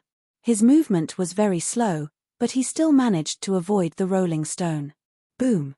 The big stone hit the Yugui's body and directly knocked it down the mountain. The devouring power that fell on Yi Bufan's body immediately dissipated. His movement returned to normal. He raised his head and gave the sky a disdainful middle finger.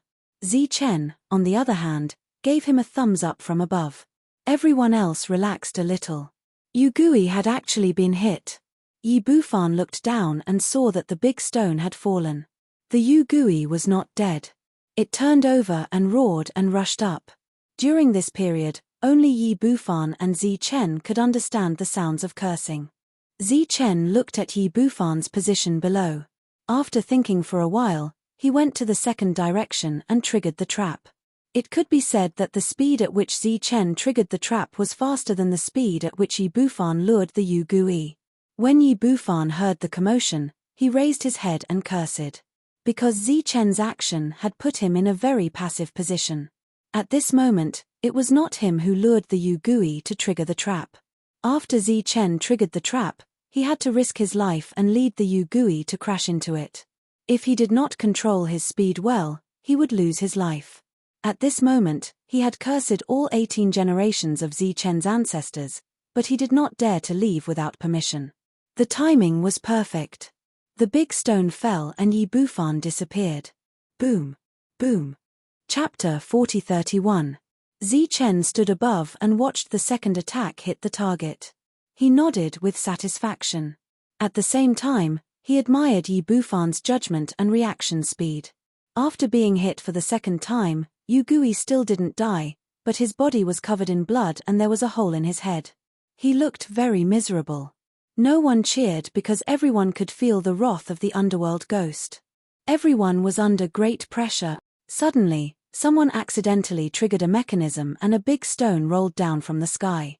Zichen's face changed and immediately said, "Everyone, back off." He overestimated these people's ability to withstand pressure. They had experienced countless death threats and brushed shoulders with death countless times. Now that they were facing their biggest enemy, they were actually nervous. The sudden fall of a huge rock was like a wake-up call to the ghost world. Zichen knew very well that Yugui was intelligent. Yi Bufan raised his head to look at the sky and cursed again. It was impossible for him to bring Yugui over now. The vigilant Yugui might take a detour. Yi Bufan's face became gloomy. Zichen threw down a pebble from above. This pebble landed beside Yi Bufan's feet, splashing up some dust. This was Zichen's warning, but it was also Zichen's warning. He looked back at Zichen. At this time, Zichen was also looking at Yi Bufan. Zichen's expression was rarely cold, it could even be said that he was ruthless. Yi Bufan gritted his teeth, then lowered his head to look at Yugui and cursed. It was the kind of cursing that Yugui could understand. "Beast, what are you doing there? You look like an old bull. Did you just come back from plowing the field, so you're panting? Idiot, you want to devour us? You're so miserable, why don't you die? Why didn't I kill you earlier? Why didn't I kill you? How dare you devour us? You have big dog guts." Yi Bufan started cursing in a language that Underworld Ghost could understand. It seemed that he wanted to scold Underworld Ghost into a daze. Being scolded by its food all this while, the Underworld Ghost had never suffered such humiliation before. Therefore, the reason it had just regained was now gone. Burning with rage, it roared and rushed forward. Yi Bufan began to flee. Zichen stood on the mountain peak and followed Yi Bufan's movements.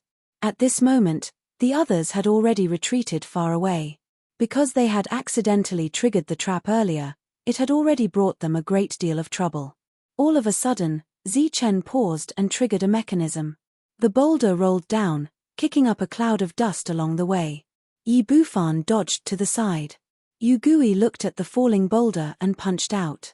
With a peng sound, the large rock was blasted away, and its body slid down several feet. Damn it, how can he be so strong? Isn't he already in a weakened state? Seeing the state of the Underworld Ghost, Yi Bufan cursed again. He could only lead the Underworld Ghost to the second trap. However, this time, Zichen did not trigger the trap.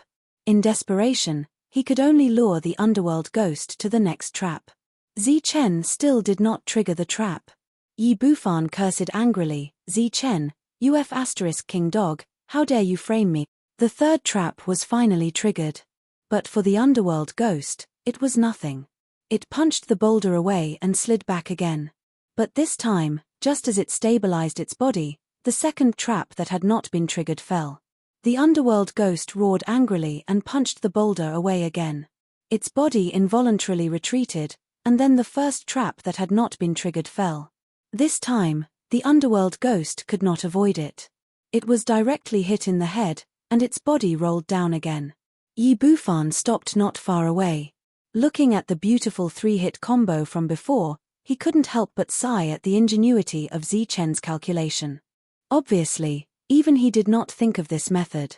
However, he obviously would not stop cursing Zichen. That dog was scheming against him from the beginning, so he had no problem cursing him to vent his anger. However, with that three-hit combo, his trust in Zichen had increased by a notch. Hence, he put in even more effort in running after that. Zichen ran on top of the mountain, triggering one trap after another. At the same time, Zichen shouted to the others, "Everyone, get ready to pick up the boulder. Once the Underworld Ghost rushes up, throw it with all your strength." The Underworld Ghost suffered too many attacks, its body was dripping with blood, but its tenacity greatly exceeded Zichen's expectations. Finally, all the traps were triggered, and the hit rate was more than 90%. Yi Bufan rushed to the top of the mountain and asked, "This guy is not dead yet, what do we do now?" Zichen's face was a bit ugly. It was obviously a strong body, how could it be so tenacious? "Retreat first." Zichen shouted, "Let's get out of here first." After hearing Zichen's words, the people who were already terrified ran to the other side. At this moment, many people's eyes were filled with resentment because Zichen made such a stupid move. Now that he had angered the Underworld Ghost, all of them had to die. Yi Bufan took his long staff and ran away. At this moment, among all the people present, he was the most nervous. Because he had completely angered the Underworld Ghost, the first person it wanted to kill was him. Zichen and Qing Yi also ran away. At this moment, Zichen had not thought of a good way to deal with the enemy. The tenacity of the Underworld Ghost was beyond his expectations. When Zichen jumped down from the mountain, the Underworld Ghost had already arrived at the top of the mountain. Looking at the people below, its body was covered in blood, and its eyes were filled with cruelty. It was searching for a target. Sure enough, in the next moment, its eyes fell on Yi Bufan. The humiliation from before was still vivid in its mind, and it wanted to kill this person. When Yi Bufan was stared at by the Underworld Ghost, his body tensed up. He could feel it, and his eyes were filled with fear.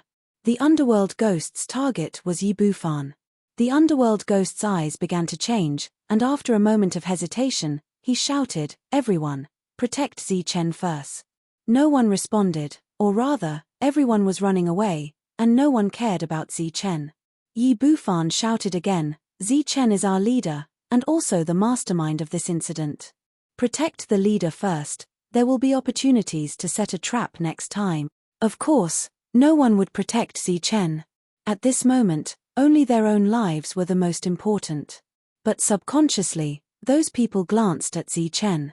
At this moment, the underworld ghost that was charging towards Zichen suddenly looked at him coldly. Chapter 4032. Yi Bufan heaved a sigh of relief when he saw Yu Gui turn around and chase after Zichen.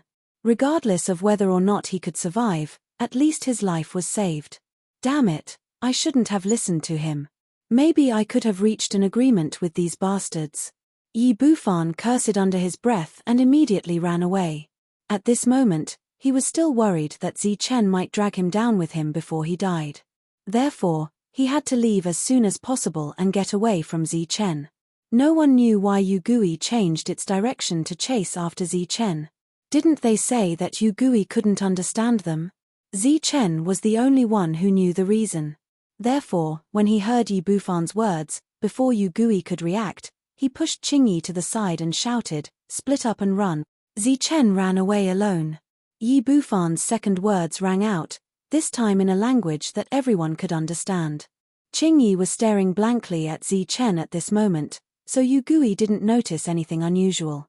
Zichen ran away, running into the distance. Yu Gui chased after him. It could have easily devoured others along the way, but it actually ran past them. It was obvious that it wanted to kill Zichen. The Yu Gui behind it was aggressive, but Zichen kept running and jumping, his figure vigorous. Perhaps because of the excessive bleeding, Yu Gui's speed couldn't completely suppress Zichen, so it couldn't catch Zichen in time. Zichen didn't lose his mind while running. He was calm and collected. A mountain peak appeared in front of him.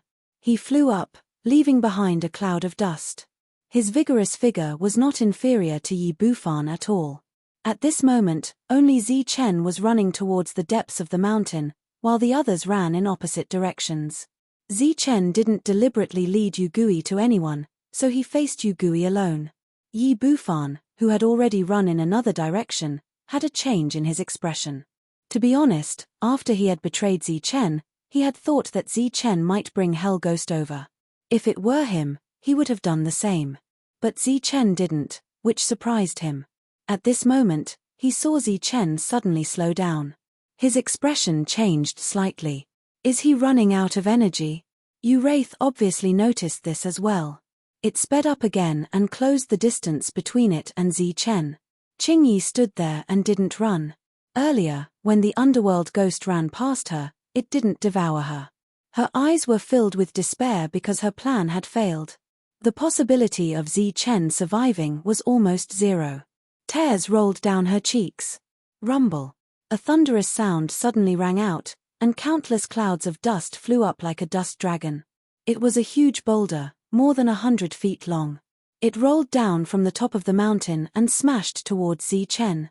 Zichen looked up, his eyes were still calm. At the moment when the boulder was about to drown him, he directly dodged. The huge boulder smashed towards Yu Gui, directly crushing its body and bringing it down the mountain. Seeing this scene, everyone was stunned. How could there be such a coincidence? In the distance, Yi Bufan narrowed his eyes. This was obviously not a coincidence, it was prepared in advance. In other words, Zichen had already guessed that the trap would fail, and at the same time, he also guessed that he would betray him at the first moment, so he prepared a backup plan. After being hit by the rolling boulder, Yu Gui began to shake its head, and it seemed to be in a bad state. Zichen stood on top of the mountain, looking at Yu Gui indifferently. When the two sides looked at each other, Zichen saw the brutality in Yu Gui's eyes. He was not afraid at all, he stretched out his hand and hooked it. A mocking smile appeared at the corner of his mouth. This was a provocation. Die. Yu Gui was enraged. It roared and rushed up, but this time it did not go straight up. Instead, it moved left and right. Obviously, it had learned its lesson. Of course, in Zichen's eyes, this was also a kind of fear. He turned around and left. Yu Gui accelerated in a straight line. Zichen's figure that had just disappeared reappeared. Yu Gui immediately stopped and quickly dodged, worried that it was a trap. Zichen smiled sarcastically, then turned around and left. Yugui was vigilant and continued to move left and right. When it reached the top of the mountain, it saw that Chen had already left.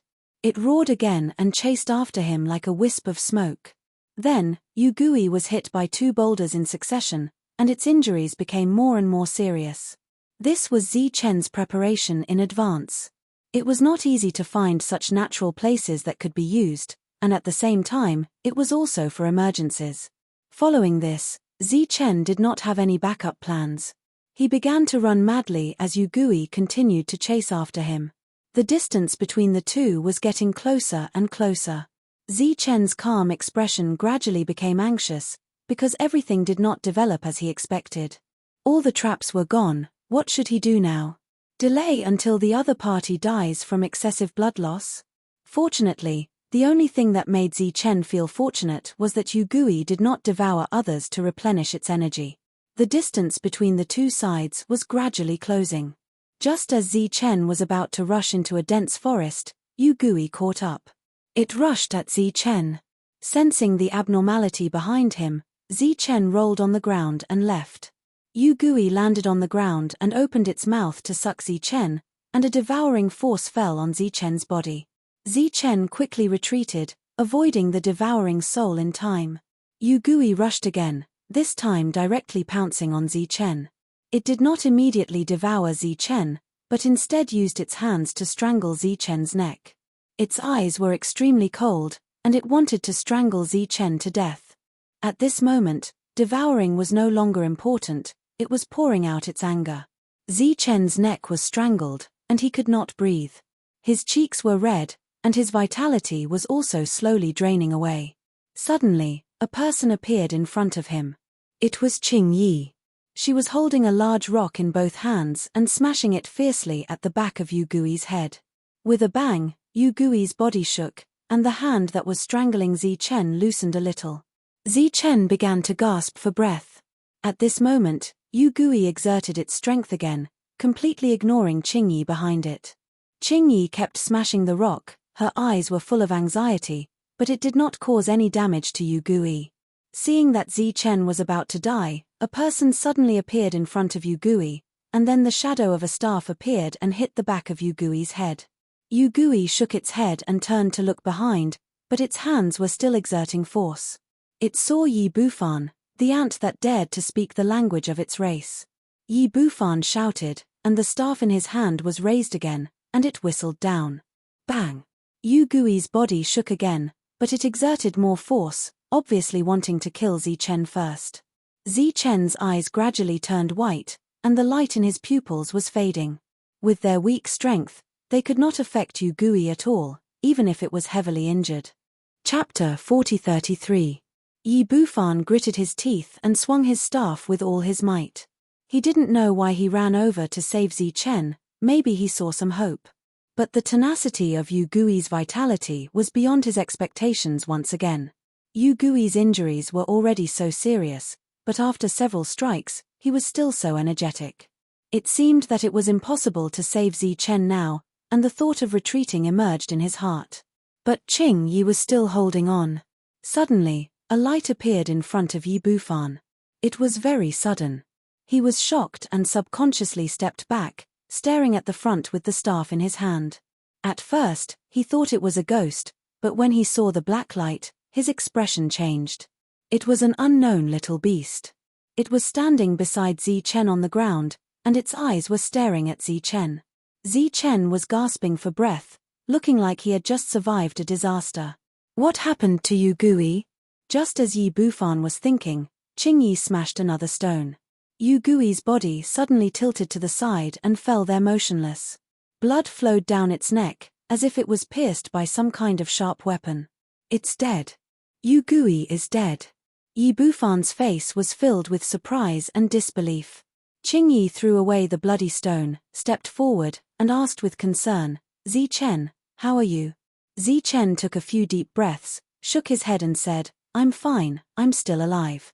His face was filled with joy. This time, he had really managed to escape with his life. Next to him stood a little black beast. It was not big and looked very cute. At first glance, Chen felt a sense of familiarity. At the same time, he also felt a sense of closeness.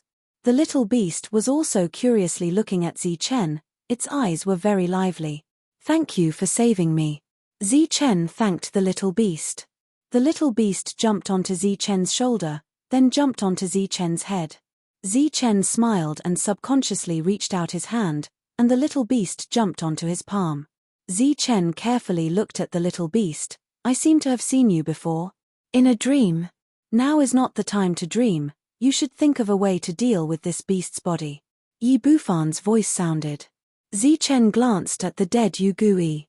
At this time, he still had a lingering fear. Without a suitable weapon, it's too difficult to kill a Yu Gui. Suddenly, Zichen's eyes lit up. "Decompose it."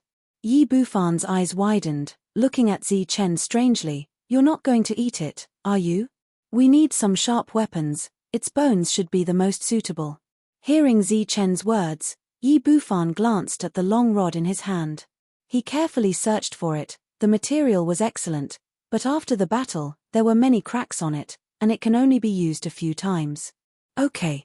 Yi Bufan also understood the importance of a sharp weapon, so he nodded without hesitation. The others noticed the strange situation here and ran over. After seeing the Yu Gui's body, they were all shocked and in disbelief. But soon, they cheered. Among the cheers, there was also absolute confidence. "There's no time to celebrate, everyone. Now we have to hurry and find the second trap." Zichen said in a deep voice. "Once the Yu Gui finds out that one of them is missing, they may come to us soon." "What do you need us to do next, Zichen?" "Just tell us." One of the strong men said. "Yes, what do you need us to do, Zichen? Just tell us." The others also nodded.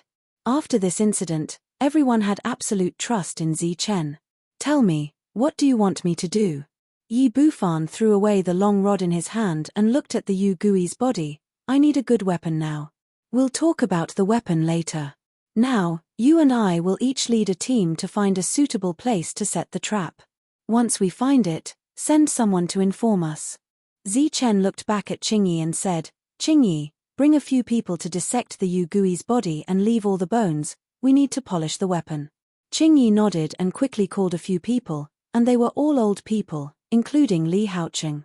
The survivors were divided into 3 groups and began to do their job. Qingyi found some sharp stones and then began to dissect the Yu Gui's body. As the sky darkened, Zichen and Yi Bufan returned with their men.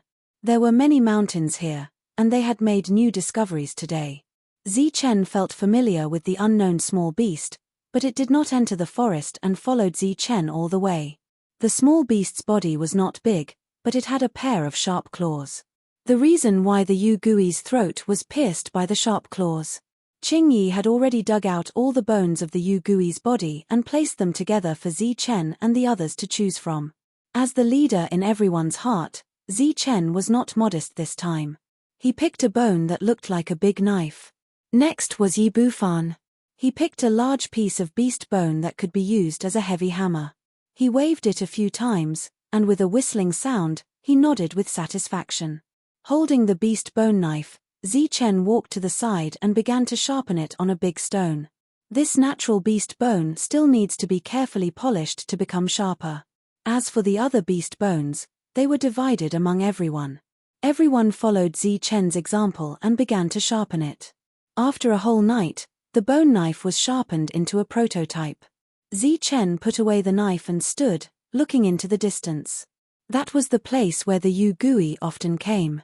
He wondered if the Yu Gui would appear today. "Leave a few people to stay here and report. The rest of you, follow me to set the trap." With yesterday's success, everyone was full of confidence in Zichen. No one had any objections and began to work according to Zichen's instructions. The Yu Gui's side did not seem to notice that they had lost one of their own. They did not appear for 2 days. Zichen set the trap during the day and sharpened the knife at night. The beast bone knife gradually became sharper. On the 4th day, the trap had begun to take shape. They could fight again, and this time, everyone had beast bone weapons in their hands, so they were more confident. On this day, the Yu Gui went deeper and deeper. When it was about to reach the end, it found its food. The food had left its original place. It was very angry and directly rushed forward. Zichen glanced at Yi Bufan. There was no need for him to say anything. Yi Bufan jumped down from the mountain peak. Chapter 40:34. The boulder rumbled, bringing with it a cloud of dust. The ghost that had just rushed up was smashed down for the third time. Yi Bufan came to the top of the mountain. At this time, there was no one on the mountain. There were only 3 traps on the mountain. With the cooperation of Zichen, all of them were hit. The ghost roared and chased after him. Yi Bufan fled down the mountain. At this time, Zichen had already brought people to the second mountain. He was going to use the same method as before.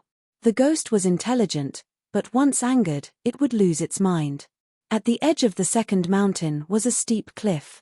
After several traps were activated, everyone left from the sides. Zichen was hiding in the dark. He was the only one who stayed. The angry ghost often did not care about the things around it. It only had eyes for its target. Yi Bufan came forward with the seriously injured ghost. When he was about to reach the edge of the cliff, he jumped without hesitation. The ghost was only 10 feet away from him. When it saw his suicidal action, it immediately stopped, but its body still moved forward. When it was less than a meter away from the cliff, it stopped. Below them was a cliff. Even if it fell down, it would most likely die without a doubt. But before it could cry out, there was a sudden movement behind it. Yugui turned around abruptly and saw a person leaping up and kicking at it with both feet. At this critical moment, it could only raise its arms to block. Peng! The strong force made Zichen fall back to the top of the mountain, but the ghost fell to the cliff behind. At the bottom of the cliff, there were piles of rocks of different sizes. There was no soft ground. The ghost's body hit a big rock. Its back fell first, and with a crack, its waist was broken.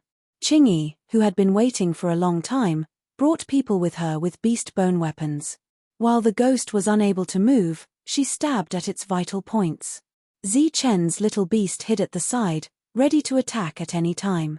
Unsurprisingly, the ghost died under the attack of the soldiers. There was no breath left. On the mountain, Zichen heard the cheers from below and breathed a sigh of relief. The second ghost was dead. How is it? He lowered his head and looked down. Yi Bufan grabbed a vine that he had prepared long ago and climbed up. I won't die. Standing up, he looked down and asked, how many are left? Zichen said, if nothing unexpected happens, there should be 3 more. Yi Bufan's expression turned solemn. In other words, the 3 of them might have come together. Zichen nodded and did not deny it. If the death of the first shadow ghost did not attract their attention, then the disappearance of 2 shadow ghosts in a row was enough to attract their attention. The next time they appeared, it was very likely that all 3 of them would appear together. The 2 of them walked down from the mountain peak. Everyone had already begun to dissect the beast bones. Now, everyone knew the uses of the weapons. With the help of these bone weapons, the ghost had already been pierced beyond recognition. When Qingyi saw Zichen, she smiled and asked, where should we place the next trap? The others also looked at Zichen, their eyes filled with anticipation. Zichen had not decided yet because the next preparation was no longer to deal with 1 shadow ghost, but 3. And unlike the previous 2 times, the shadow ghosts this time might be at their peak and not at their peak. No matter what, they had to think of a way. 2 days later, before Zichen was fully prepared, the shadow ghosts came. And 3 of them at once. One of them was the one who had communicated with Yi Bufan. It shouted, bastard, come out. Zichen and Yi Bufan looked at each other and saw the seriousness in each other's eyes. Zichen clenched the bone knife in his hand and said in a deep voice, we have to separate them so that we can defeat them one by one. How do we do that? Yi Bufan's face was a little ugly. The 3 of us will take 1 each. I will be responsible for stalling for time. The 2 of you must finish it quickly. Zichen said in a deep voice, the little black beast will follow Qingyi and help kill the enemies at the critical moment. After Zichen whispered the order, the little black beast jumped onto Qingyi's shoulder. Yi Bufan looked at Zichen with a surprised expression. Usually, He was the one who attracted the shadow ghosts to stall for time.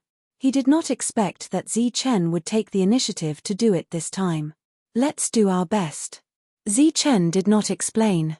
Instead, he stood up and ran to the side. He was the only one left. This was no doubt very dangerous, but it was also a choice because Zi Chen did not trust Yi Bufan. Although Yi Bufan worked hard to kill the enemies, he would always choose to betray them at the critical moment. What if Yi Bufan couldn't withstand the pressure and brought Yu Gui over when he and Qingyi were at a critical juncture? Everything would be over. After Zi Chen appeared, he threw a stone at the shadow ghosts to provoke them. This angered one of the shadow ghosts and it chased after Zi Chen. After the shadow ghosts left, Yi Bufan stood up and sneered, "Why are you looking for me?" Without waiting for the shadow ghosts to respond, he turned and ran in another direction. "That's him, I'll go catch him." The underworld ghost that had interacted with Yi Bufan attacked Yi Bufan. The last one naturally chased after Qingyi, who deliberately showed herself. Zi Chen, who was running, felt the movement behind him and his face gradually became ugly. Everything was as he expected. The three shadow ghosts that came here were at their peak and their speed was much faster than before. The distance between the two of them was being pulled closer and closer. Originally, Zi Chen wanted to take them to the top of the mountain and see if he could use the power of the stone to slow them down. As for killing them, Zi Chen did not think about it. At least, he did not think about it for the time being. However, after feeling the speed of the shadow ghosts, Zi Chen gave up on this idea and directly entered the jungle. The shadow ghosts were tall and they were not familiar with the jungle. Zi Chen, who was strong and agile, might have a chance to survive if he entered the jungle. He changed his direction and rushed into the jungle. The shadow ghosts followed, easily passing through the thorns along the way. As for the big trees, they were smashed with a punch. The shadow ghosts that did not consume any energy were surprisingly strong. This made Zi Chen feel great pressure. After entering the jungle, Zi Chen found that the distance between them did not increase. Instead, it was closing. I wonder how the situation is over there. Chapter 40:35. Just as Zi Chen stopped, Yu Gui rushed forward and threw a punch at Zi Chen's face. Yu Gui was so fast that Zi Chen couldn't see his movements clearly. Almost instinctively, he dodged to the side and slashed forward with his machete. Kai. Zi Chen and Yu Gui passed each other in an instant. Yu Gui's skin was cut open. Zi Chen turned around and stabbed the machete at Yu Gui's back. Yu Gui turned around and grabbed Zi Chen's arm to block the machete. Yu Gui was much faster than Zi Chen and stronger than Zi Chen. With his right arm caught, the machete couldn't move forward. Zi Chen's expression didn't change as he immediately let go of the machete. His left hand moved forward like lightning, holding the machete and slashing down again. Surprise flashed in Yu Gui's eyes. He reached out again and grabbed Zi Chen's left arm. Holding Zi Chen firmly, he opened his mouth and was about to devour Zi Chen. At this moment, Zi Chen exerted strength in his feet and spun his body, kicking Yu Gui's chin. With a bang, Yu Gui's body was pushed back, and Zi Chen was freed. This scene happened in an instant, but Zi Chen's reaction wasn't slow at all.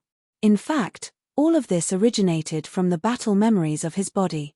After escaping, Zi Chen didn't run away but continued to attack with his machete. After several encounters with Yu Gui, he found that if Yu Gui wanted to devour his soul, he had to do a devouring action. He just had to interrupt it midway. Just as Zi Chen and Yu Gui were fighting, Yi Bufan and Qingyi each led a Yu Gui away.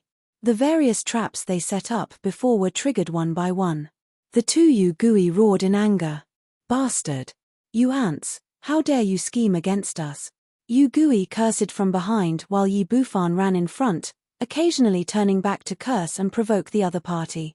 The distance between the two was getting closer and closer. A cruel glint flashed in Yu Gui's eyes. Suddenly, Yi Bufan changed direction. Yu Gui couldn't stabilize his body in time and moved forward. It missed a step and fell into a trap. In the next moment, the rolling stone fell and accurately smashed into the trap. Everyone could faintly hear a scream. Following that, even more boulders fell, instantly filling up the large hole that everyone had painstakingly dug. In the large pit, There were many sharpened beast bones and thin tree trunks. This was one of the traps. Yi Bufan gasped for breath. Luring the underworld ghost to this place required not only physical strength but also precise calculations. His energy consumption was not small. He glanced into the distance. At this point, everyone was bound together in life and death. As long as the underworld ghost was alive, everyone had to die. Hence, he couldn't be selfish even if he wanted to. Leave a few people here to keep watch. The rest of you, follow me, Yi Bufan shouted, then turned around and left. He was heading towards Qing Yi's direction. Everyone would first work together to kill the dark ghost here, then help Zi Chen. At this moment, Qing Yi was also scheming against Yu Gui. The little black beast that was on her shoulder earlier hid in her bosom. One trap after another was triggered, injuring the underworld ghost. In fact, these injuries were nothing to the underworld ghost. Zi Chen's purpose of setting these traps was to provoke it. The real killing move was always at the end. Qing Yi leaped up, her body was temporarily suspended in the air. When she landed, she stepped on a stone the size of a human head and used it as a stepping stone again. The underworld ghost behind her was rampaging. Just as it reached the large stone, the ground caved in with a loud bang. The underworld ghost's figure fell into the pit. The people hiding in the surroundings appeared one after another with bone weapons and threw them into the deep pit. Some of them even raised stones to smash it. Qing Yi's figure stopped. She turned around and looked at the deep pit. The little black beast jumped onto her shoulder and stared straight ahead. In the deep pit, the underworld ghost's crazy roar could be heard. Then, all the bone weapons and stones flew out of the pit. At the same time, the ground shook. The underworld ghost rushed out of the pit. Its eyes were red, looking exceptionally crazy. At this moment, the little black beast that had been motionless all this time suddenly moved forward like a bolt of black lightning. It came into contact with the underworld ghost in an instant. Their figures crossed each other. After landing, the little black beast's body was covered with several bloody wounds. The wounds were so deep that the bones could be seen. The underworld ghost landed not far away. It covered its neck with both hands and made a groaning sound. Blood kept flowing out from the gaps between its fingers. In the blink of an eye, it was dead. Seeing that the underworld ghost was dead, Qing Yi did not relax at all. She said directly, "Go and save Zi Chen." Yi Bufan, who was rushing over, saw the situation here and immediately led the people to change direction. 2 underworld ghosts were dead. As long as the last one was killed, they would be free. At this moment, everyone shouted and rushed forward excitedly. At this time, Zi Chen was fighting with the underworld ghost. Based on his physical memory and dexterity, he could only last 5 rounds. In the 6th round, the underworld ghost punched Zi Chen and sent him flying. Even the bone sword was knocked out of his hand. Zi Chen flew backward and landed on the ground. The bone sword had already fallen far away. He did not bother to pick it up and turned to run. There were several wounds left by the bone sword on the underworld ghost's body, but they were not serious. It roared and charged forward. In just 2 steps, it caught up with Zi Chen. A punch landed on Zi Chen's back. Zi Chen coughed out blood and flew forward. Before he landed, the underworld ghost had already arrived in front of him and kicked out again. Bang! Zi Chen's body changed direction in mid-air and smashed into a big tree before falling to the ground. Zi Chen, who had landed, wanted to stand up. The underworld ghost had already arrived in front of him. With another kick, Zi Chen's body flew horizontally. After falling to the ground, Zi Chen coughed up blood again. The underworld ghost walked forward step by step, its murderous aura sweeping through the surroundings. Zi Chen's body had been attacked several times. It was difficult for him to stand up at this moment. The underworld ghost came close and stepped on Zi Chen's arm, causing intense pain. Zi Chen stretched out his left hand, wanting to hit the other party. The next moment, a cracking sound was heard. His left arm had been broken by the underworld ghost. The intense pain caused Zi Chen's forehead to be covered in cold sweat. The underworld ghost's eyes were cold. It leaned down and sucked at Zi Chen, who was close by. A devouring force fell on Zichen's body. Zichen felt a powerful force that seemed to want to split his body into two. That was his soul about to leave his body. In the distance, Qingyi and the others had already heard the commotion and rushed over. After seeing this scene, she shouted, "No!" Everyone sped up, but how could their speed compare to the underworld ghost's devouring speed? The outcome seemed to be decided. Yi Bufan sighed, but it was too late. He saw that Zichen's soul had already left his body and was heading towards the underworld ghost's mouth. Qingyi ran too fast and fell to the ground. The thorns cut her body, but she could no longer feel the pain. Her eyes were fixed on Zichen's soul. In the next moment, Zichen's soul was about to disappear. The little black beast's eyes suddenly burst out with light. At the same time, Zichen's soul that was about to be devoured suddenly released a strong light. The soul that was about to shrink seemed to turn into a soul light ball and returned to Zichen's body. Then, a powerful gust of wind appeared. With Zichen as the center, a powerful devouring force appeared between heaven and earth. Chapter 40:36. Everyone thought that Zichen was going to die, but they didn't expect that something would happen at this critical moment. Zichen's body glowed like a god of war. His aura suppressed Yugui's. The devouring power that fell on his body could no longer cause him any harm. Yugui's eyes changed because the food in front of it gave it a strong sense of danger. Everyone in the distance was shocked. The light on Zichen's body was so bright that many people couldn't open their eyes. Zichen felt power. This was a feeling that he had not felt in a long time. Power came from the spiritual qi in all directions. When it entered his body, it was naturally stored in his body. This power seemed to be a part of him, so Zichen didn't feel any discomfort. At the same time, a sense of power emerged from his heart.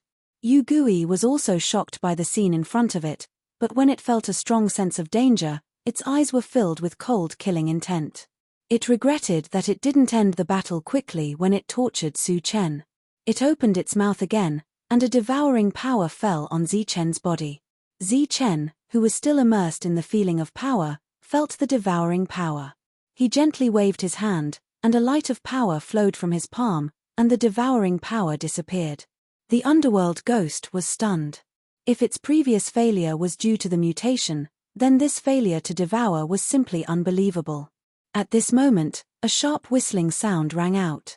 It was Zichen's fist. The fist hit Yugui's chest, and the powerful shockwave sent Yugui's body flying. Zichen looked at Yugui, and a smile appeared on his face.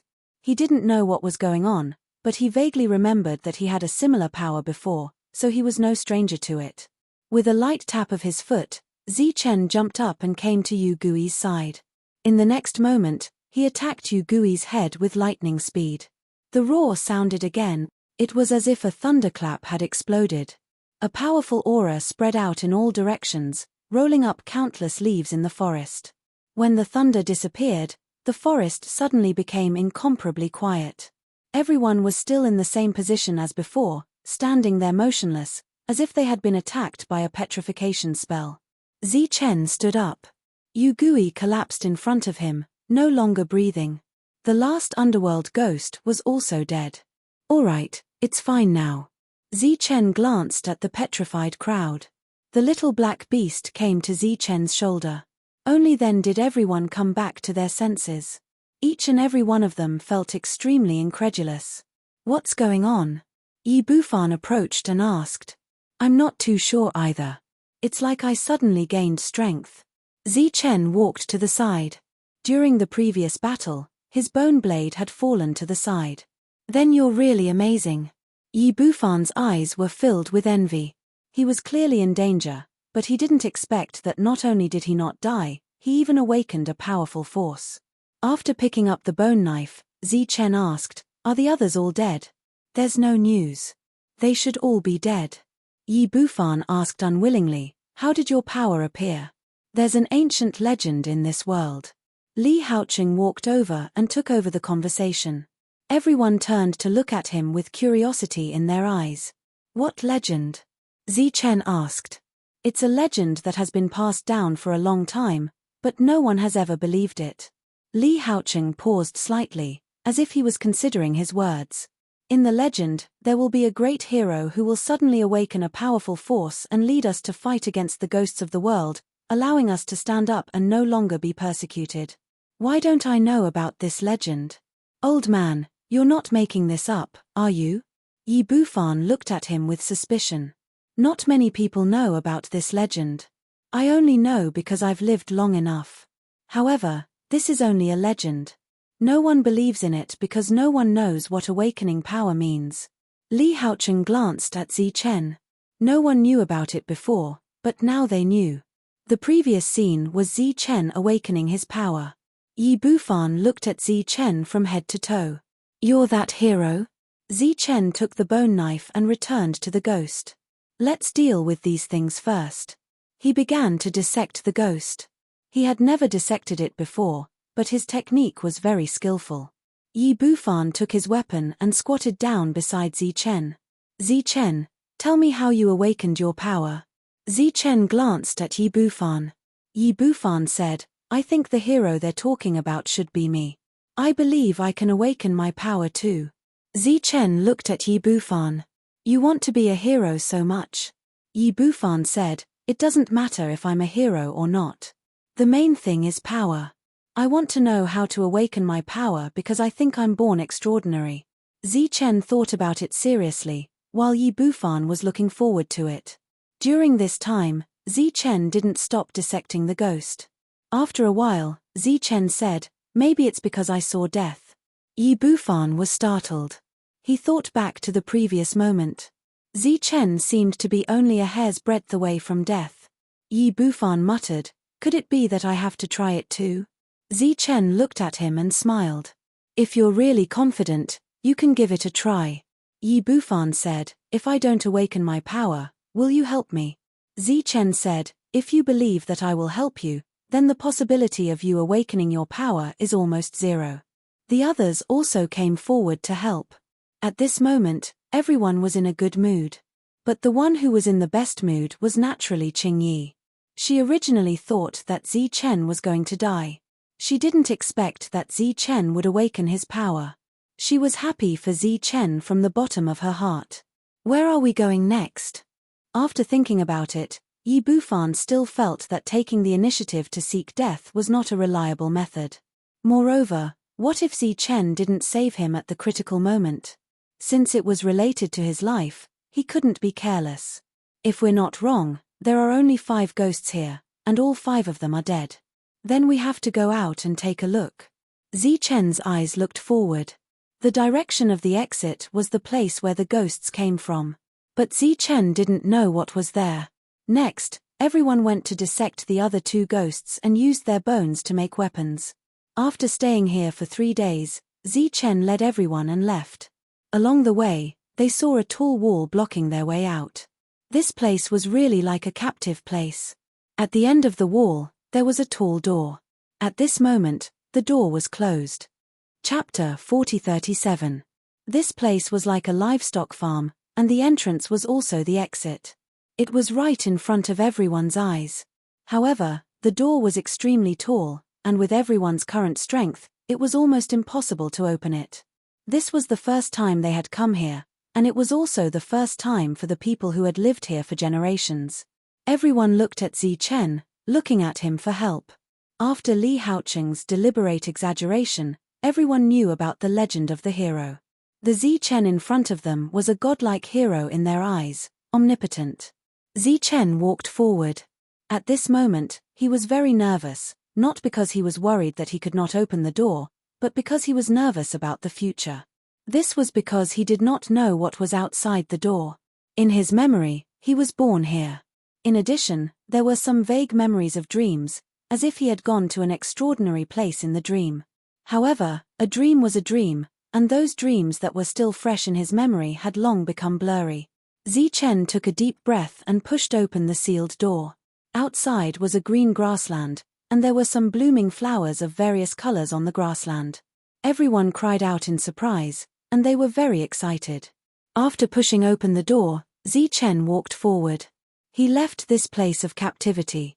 The others also came out and started to run in this vast world. Many people were intoxicated by the air here. The air here seemed to be sweet. The flowers also seemed to be special. We're out, we're finally out. Qing Yi was also cheering and jumping, and she was very happy. Yi Bufan muttered, "We're out, but why did we come out? I feel like I've forgotten something." Zi Chen smiled faintly and said, "The reason we came out is for freedom. Now, there are no more underworld ghosts to devour us, and we have obtained the freedom we want." "Is that so?" Yi Bufan was a little confused. "What else? Why did we come out?" Zi Chen asked.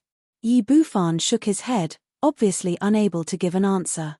In the end, he said, "Maybe, we really did come for freedom." The little black beast jumped in front of Zi Chen and gestured at him with its hands.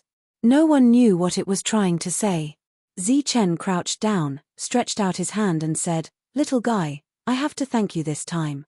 Speaking of which, if it wasn't for you, we wouldn't have gotten our freedom. How about I give you a name?" "Hope."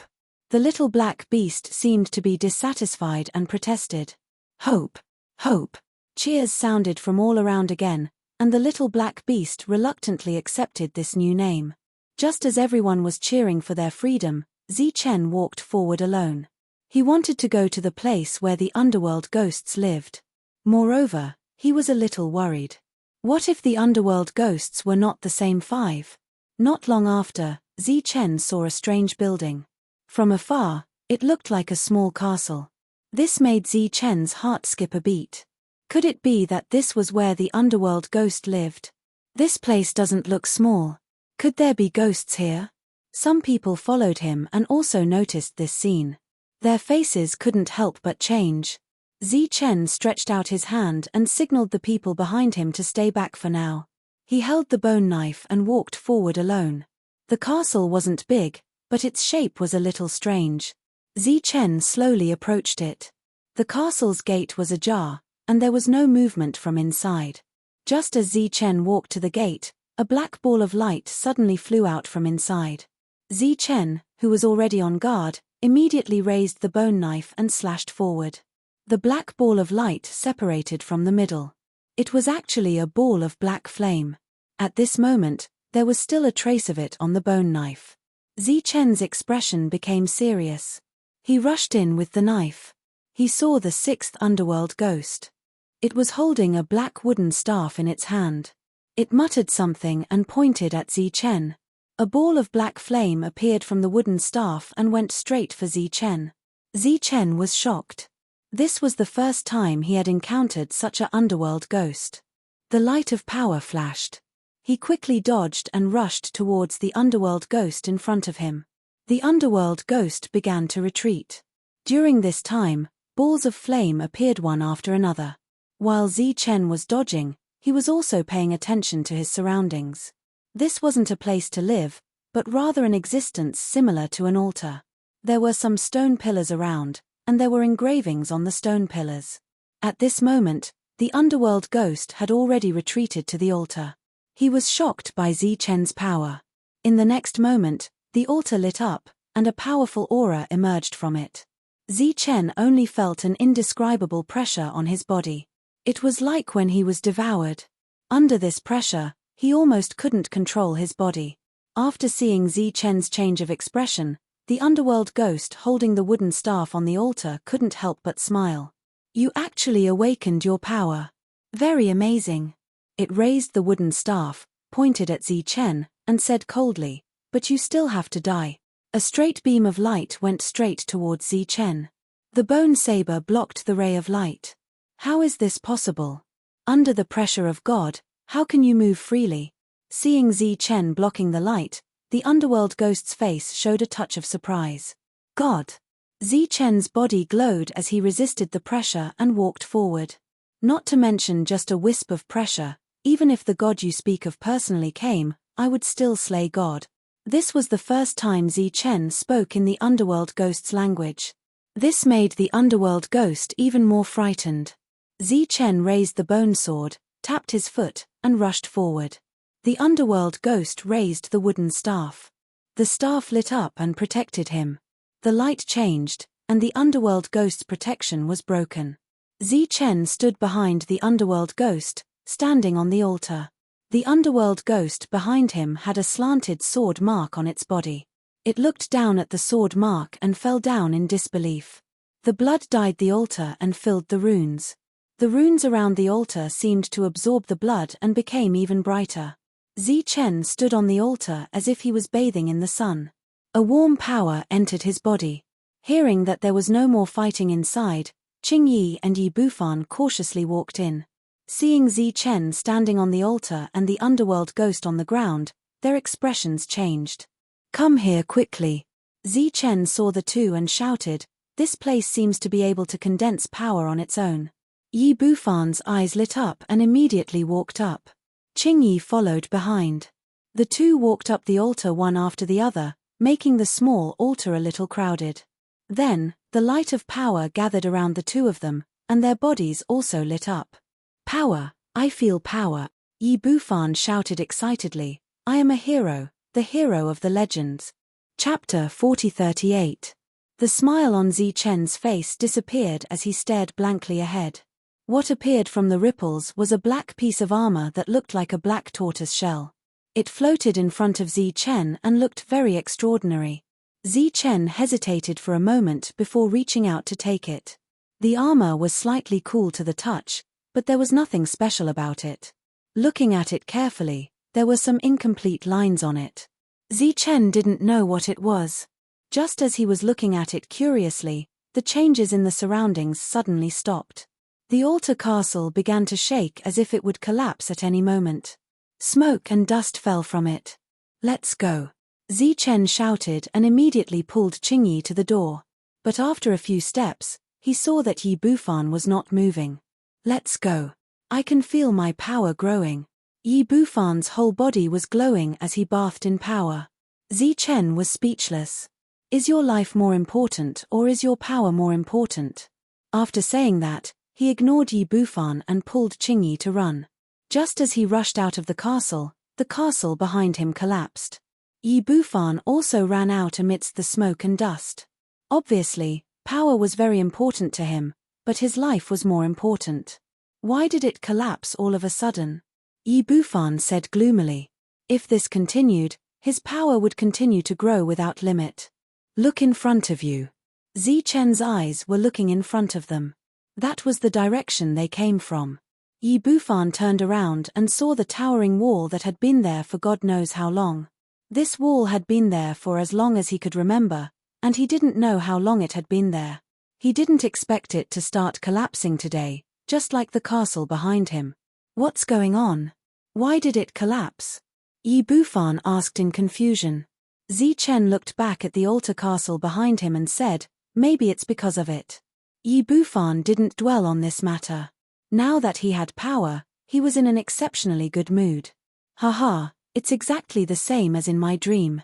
Yi Bufan laughed as the light of power surrounded him. "From now on, I am your hero." When the surrounding people saw the problem, their eyes were filled with envy. Awakening his power meant that he had the means to fight against the underworld ghost and no longer had to fear it. The underworld ghost had been killed, and the wall had collapsed. Everyone had truly regained their freedom. However, there was another problem that everyone had to face. What should they do in the future? For a moment, many people were in a dilemma, not knowing how to choose. "I will continue to head to other places. There are still many people in this world waiting for us to save them." Yi Bufan puffed out his chest and said, "If everyone is going through hardships, then I am the hero who is born. I have the duty and responsibility to save them." Chen wasn't moved by Yi Bufan's generous words. Instead, he looked at Qingyi. Previously, Qingyi had also awakened her powers. She had the right to choose her own future. Qingyi said, "Maybe we should go deeper." Chen nodded. He had no objections.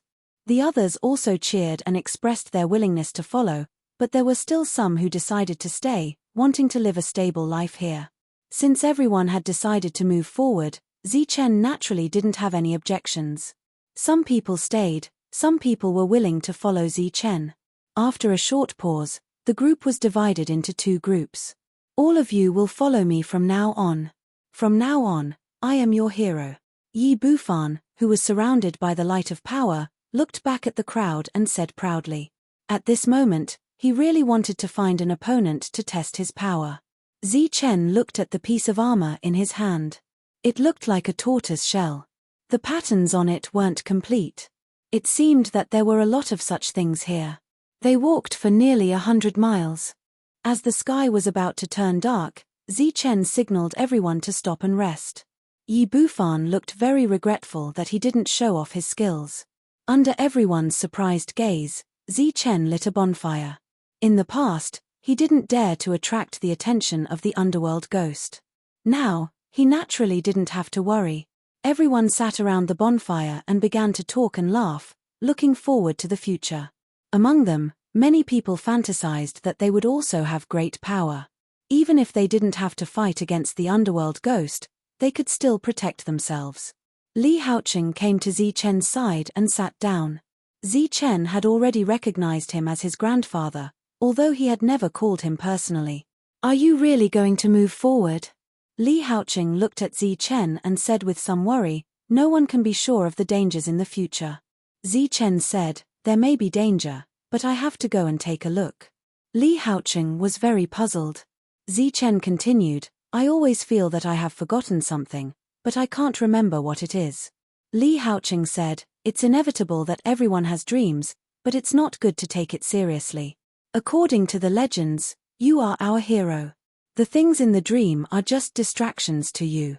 As time passes, everything will fade away." Zichen didn't continue to discuss this issue with Li Haoqing. In fact, he had already recognized the vague memories of the past. It was indeed a dream, but in his heart, he always felt that he had forgotten something. But no matter how he thought, he couldn't remember what it was. "Guess what I saw?" Suddenly, a voice came from afar. "It's food. And it's wild food." Only the three awakened people could hear this voice. It was obviously the first time Qingyi heard such a voice. She was very shocked. Zichen's expression was relatively relaxed. He just glanced back and lost interest. The most excited person was Yi Bufan because he was too familiar with this voice. It was the voice of the underworld ghost. After waiting for a whole day, the underworld ghost didn't appear.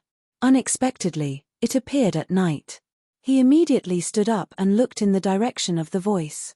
A underworld ghost appeared. Fear appeared on the faces of the others, and they all retreated. Yi Bufan laughed and ran forward. "Reckless things, I've been waiting for you for a long time, die." As he rushed forward, light flowed on his body, and power surged. The underworld ghost was very surprised, but he was not afraid of the other party. He punched at Yi Bufan. The two fists collided, and a loud bang was heard. Both parties retreated. Yi Bufan laughed and moved forward again. Zichen, who was sitting on the ground, suddenly stood up and looked into the distance. He saw that another underworld ghost appeared in the dark, and there were three of them at once. After seeing the battle in front, the other party's face changed. One of them muttered, "This food is interesting." Chapter 4039. These dark specters were full of confidence, but Yi Bufan was even more confident than them. He shouted excitedly. His body was surrounded by the light of power as he rushed forward. The battle broke out. With a loud tremor, the dark specter's body was pushed back. Yi Bufan also took a few steps back. The dark specter's face was obviously surprised. Yi Bufan smiled excitedly and continued to rush forward. His previous probing had given him hope of winning against the enemy. The hope of becoming a great hero. At this time, the other three dark specters came out one after another. They also noticed the battle over there, but they didn't care. Zichen stood up. A machete appeared in his hand. He ran forward, holding the machete tightly in his hand. Qingyi moved forward from the other side. She chose a target. Seeing that the three of them had awakened their power, the dark specters were no longer relaxed. Fortunately, they had the advantage in numbers. At this time, Hope jumped from Zichen's shoulder and flew towards the last target. In an instant, a black light flashed, like a bolt of lightning, and appeared behind the dark specter. That was power. Unknowingly, Hope also awakened her power. Zichen and the dark specter passed each other. The machete flashed and a light flashed past the Dark Spectre's body. Blood spurted out. This was a fatal blow. Zichen put away the machete, looked at the corpse on the ground. After a slight hesitation, he didn't go forward to deal with it himself. At this time, Yi Bufan and Qing Yi had already finished off their opponents. The 4 Dark Spectres were all dead. Yi Bufan, who wanted to show off, now lost a lot of interest, because his efficiency was much slower than Zichen's. The others rushed forward and began to dissect the Dark Spectre's body, using the bones to refine weapons. Yi Bufan came to Zichen's side and said, "Since there are Dark Spectres here, maybe there are other places similar to where we live." Zichen nodded. "This is indeed a possibility. Tomorrow morning, we will split into 3 groups and go out to take a look." The next morning, the group split up and set off in 3 different directions. "Everything has been agreed. Everyone will continue to meet at noon." After only half an hour, Zichen made a new discovery. He saw a towering wall, which seemed to be another place of confinement. Someone exclaimed softly. Zichen waved his hand, and a person quickly approached. Zichen whispered a few words to the person, and the person quickly left. About a quarter of an hour later, 3 shadow ghosts appeared. Fortunately, Zichen had already instructed the others to conceal themselves. Otherwise, they would have been discovered. When the 3 wraiths reached the wall, they suddenly stopped. Zichen held his breath. The 3 ghosts looked at each other, then looked around. Then, they opened the door and entered the enclosure. The people hiding in the back all breathed a sigh of relief. The reason why the ghost had paused earlier was probably because it had sensed their aura, but had mistakenly thought that it was coming from the captivity. Zichen looked at the closed door with a hesitant expression. According to his plan, he should wait for Qing Yi and Yi Bufan to arrive first. Then, the 3 of them would join forces to deal with the Dark Spectres. Who would have thought that 3 of them would come at once? These 3 ghosts were obviously going to devour life to replenish their energy. The hesitant Zichen glanced at Hope. The little beast, who had already recognized this name, was eager to try it out. Zichen whispered, "You guys stay here, I'll go inside and take a look." The others nodded and then took the initiative to retreat. Zichen walked forward and soon arrived in front of the door. He pushed the door open and entered. After entering the enclosure, Zichen found that it was larger than the area they were in, and the walls were taller. He glanced at Hope and asked, "Can you determine their direction?" Hope couldn't speak, but it could understand Zichen's words. It could also use gestures to express itself. It pointed forward. Zichen began to speed up. Just as he stepped onto a mountain, Zichen heard a scream of horror.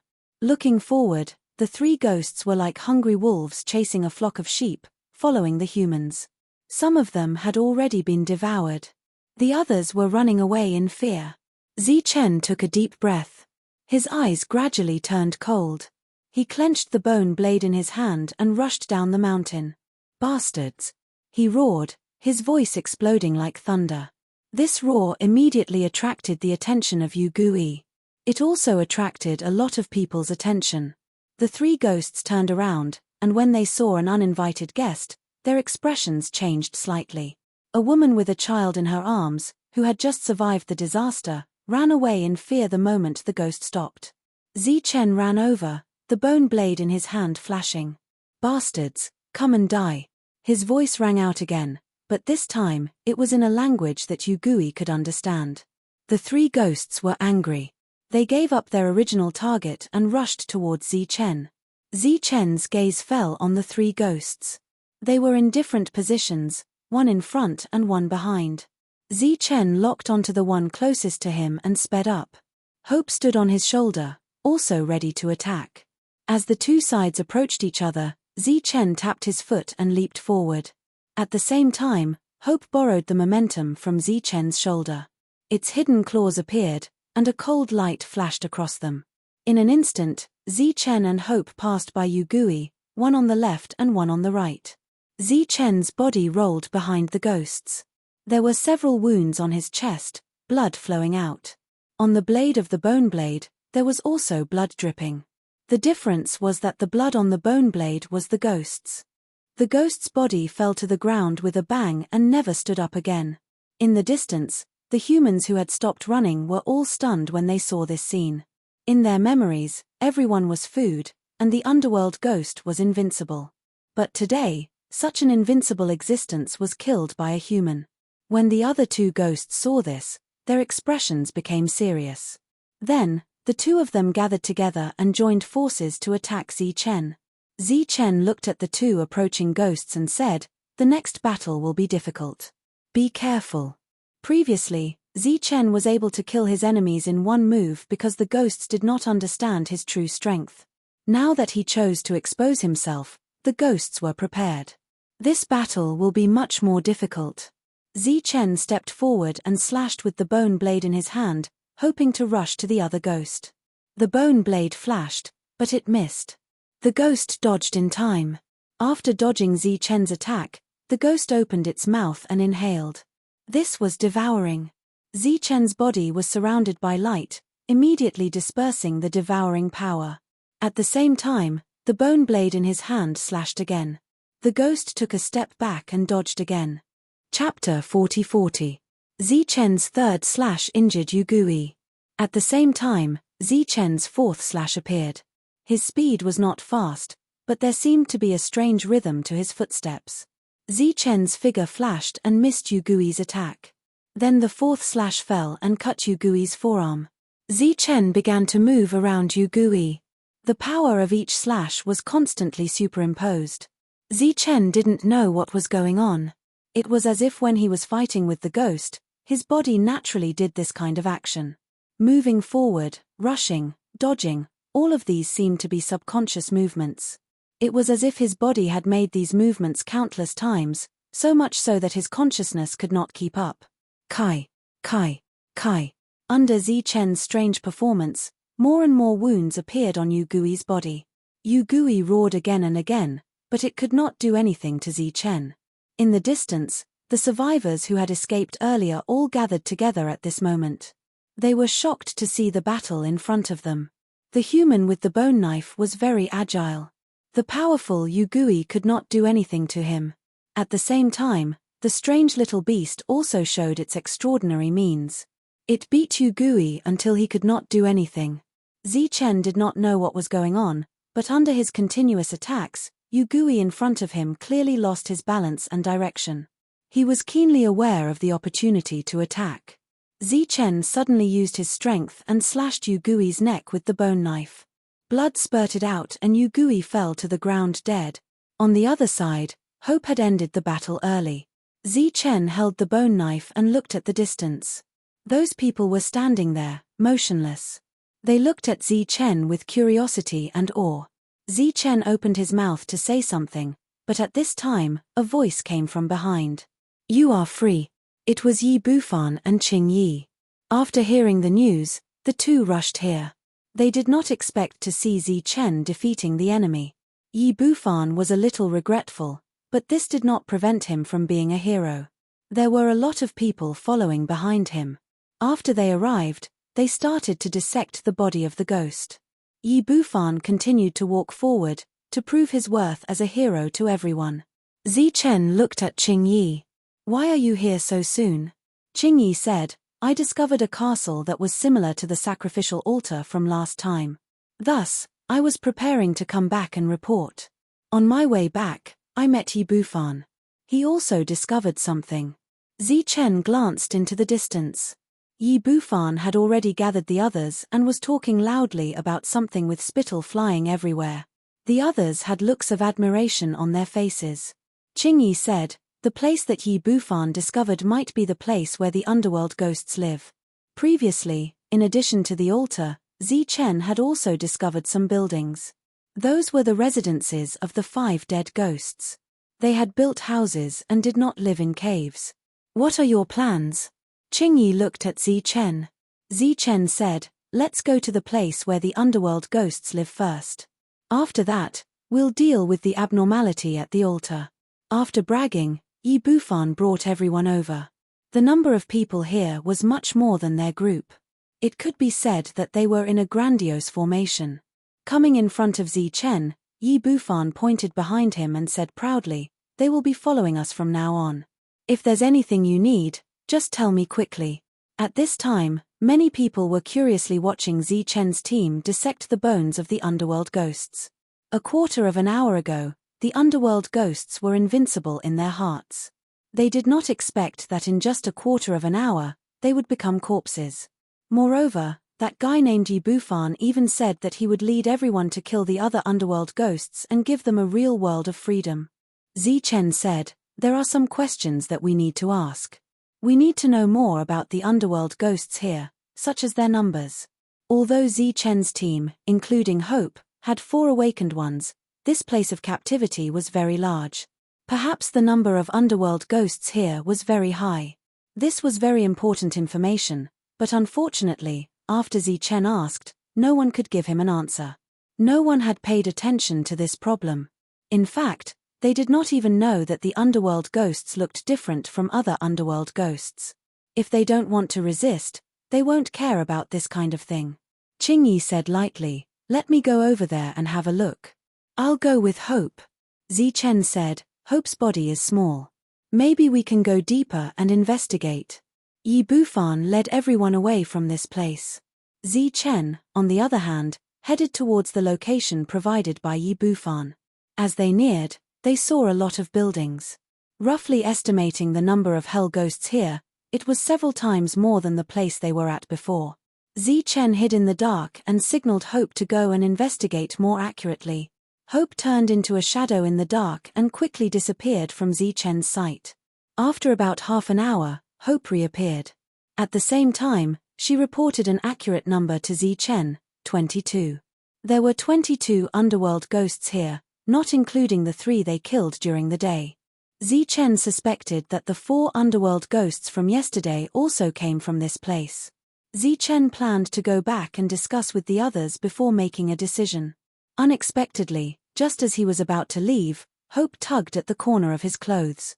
At the same time, she stretched out her sharp claws and made a throat-slitting gesture. Zichen's expression changed slightly. "You mean, we should go now?" Hope nodded. Zichen was a little hesitant. Hope gestured again. This time, Zichen understood. All the underworld ghosts were sleeping. Obviously, this was the best time to make a move. It made sense. According to the information Zichen had obtained so far, the underworld ghosts were invincible in this place. They had almost no natural enemies, so of course, they would not be vigilant of things around them. During rest time, it was normal that no one would keep watch. After a little consideration, Zichen decided to trust Hope. He crouched down, gripped the machete tightly, and followed Hope in the dark. He entered a room and heard the sound of snoring. Without hesitation, Zichen went forward and slit the person's neck with the machete. Zichen walked past one building after another like a ghost in the night. Not long after, the faint smell of blood wafted out. Everything was going smoothly. Just as Zichen thought that maybe tonight, he might be able to kill all the underworld ghosts in this place, Hope suddenly pulled him back. Zichen glanced at Hope. She seemed to have noticed something, so Zichen quietly retreated and hid in the darkness. Zichen held his breath and did not make any sound. Chapter 40-41. A faint smell of blood permeated the air. Zichen hid in the dark and saw a black shadow pass by him. There was no sound. If it wasn't for Hope's warning, Zichen would have been discovered by the other party. It was a person. A stranger that Zichen was sure he had never seen before. But why would such a stranger come here at this time? Zichen was puzzled. But soon, Zichen discovered that there was more than one person.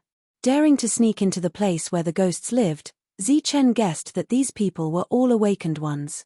He had always thought that the 3 of them were the only awakened ones in this area. Not knowing the temperament of the other awakened ones, Zichen was ready to retreat. Suddenly, there was a roar. It was one of the awakened ghosts. Then, more ghosts woke up. There was the sound of fighting. Zichen saw the flowing light of power. Those who sneaked in were all awakened ones. This surprised him. But there were strong and weak ones among the awakened ones. Zichen vaguely saw one of the awakened ones being knocked to the ground and then swallowed by the ghost. After swallowing the awakened one, the ghost's power became stronger, and its whole body emitted a bright light. This obvious power made Zichen's expression change. The others saw that the situation was not good and immediately began to retreat. The glowing ghost let out a commanding roar, and the other ghosts chased after them. Some of the rooms were quiet. The ghost cursed angrily. How dare they not listen to its order? It shouted that it wanted to find these dead pigs to settle accounts. Zichen began to retreat. He didn't want to encounter such a powerful existence. While retreating, Zichen noticed that the few people who were running away were surrounded and were in danger.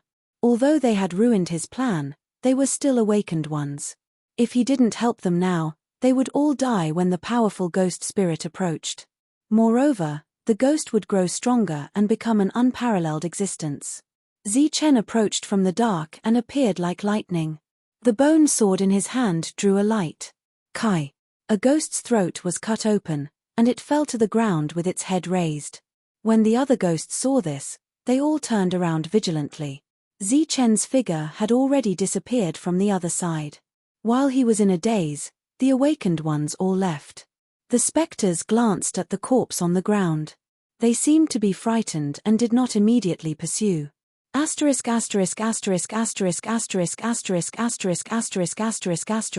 taking action, Zichen did not meet up with the awakened ones. Instead, he returned to the agreed-upon location. Seeing that Zichen had returned, Qingyi and Yi Bufan immediately went up to greet him. For safety reasons, they didn't light a bonfire and didn't even communicate with each other. The surroundings were very quiet. "What's the situation?" Yi Bufan asked. Zichen told them what he had seen and heard. When they learned that there were more than 20 dark ghosts there, both of them were shocked.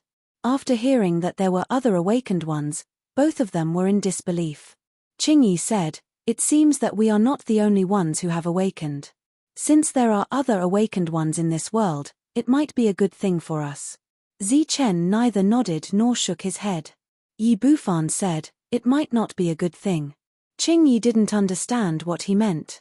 She thought that Yi Bufan was worried that other people would come to snatch the hero position from him. "What should we do now?" Qingyi looked at Zichen. "Let everyone retreat first. So many ghosts have died tonight, they will definitely catch up with us." Zichen said in a deep voice, while retreating, "Set up trap." Everyone began to retreat.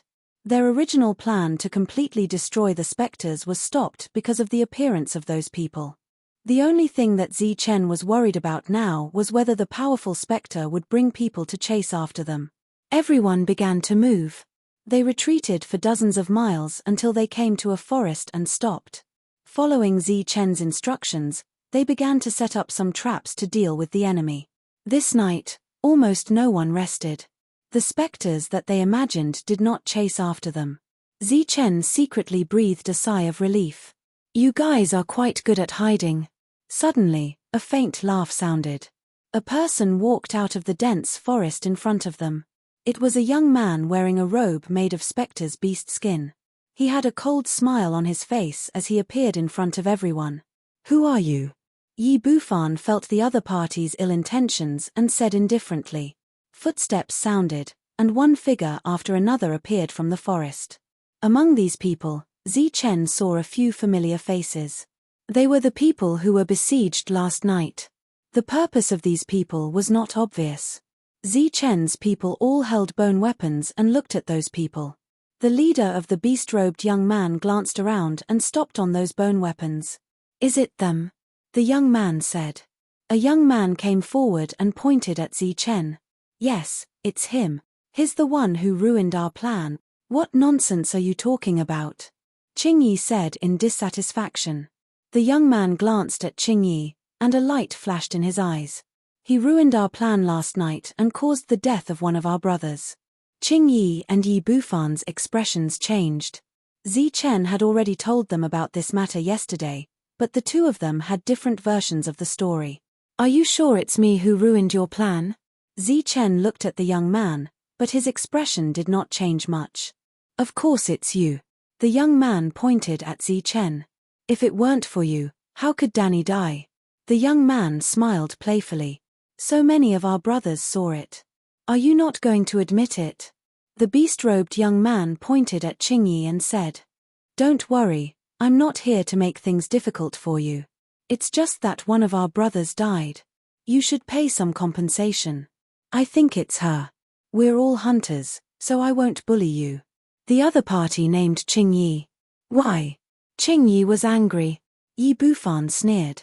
"This is the first time I've seen such a shameless act.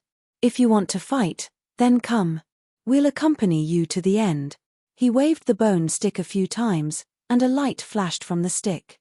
The young man's smile didn't fade. The other people around them walked over.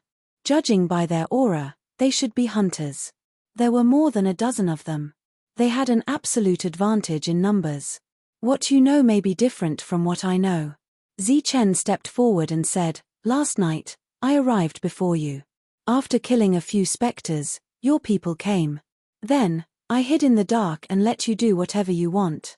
Unfortunately, your people woke up the sleeping specters and were killed by them after being exposed. Your people saw that the situation was not good and planned to escape." Chapter 40-42. As soon as he said that, the expressions on their faces became unnatural. The young man even shouted angrily, "Nonsense, nonsense. You know very well whether it's nonsense or not."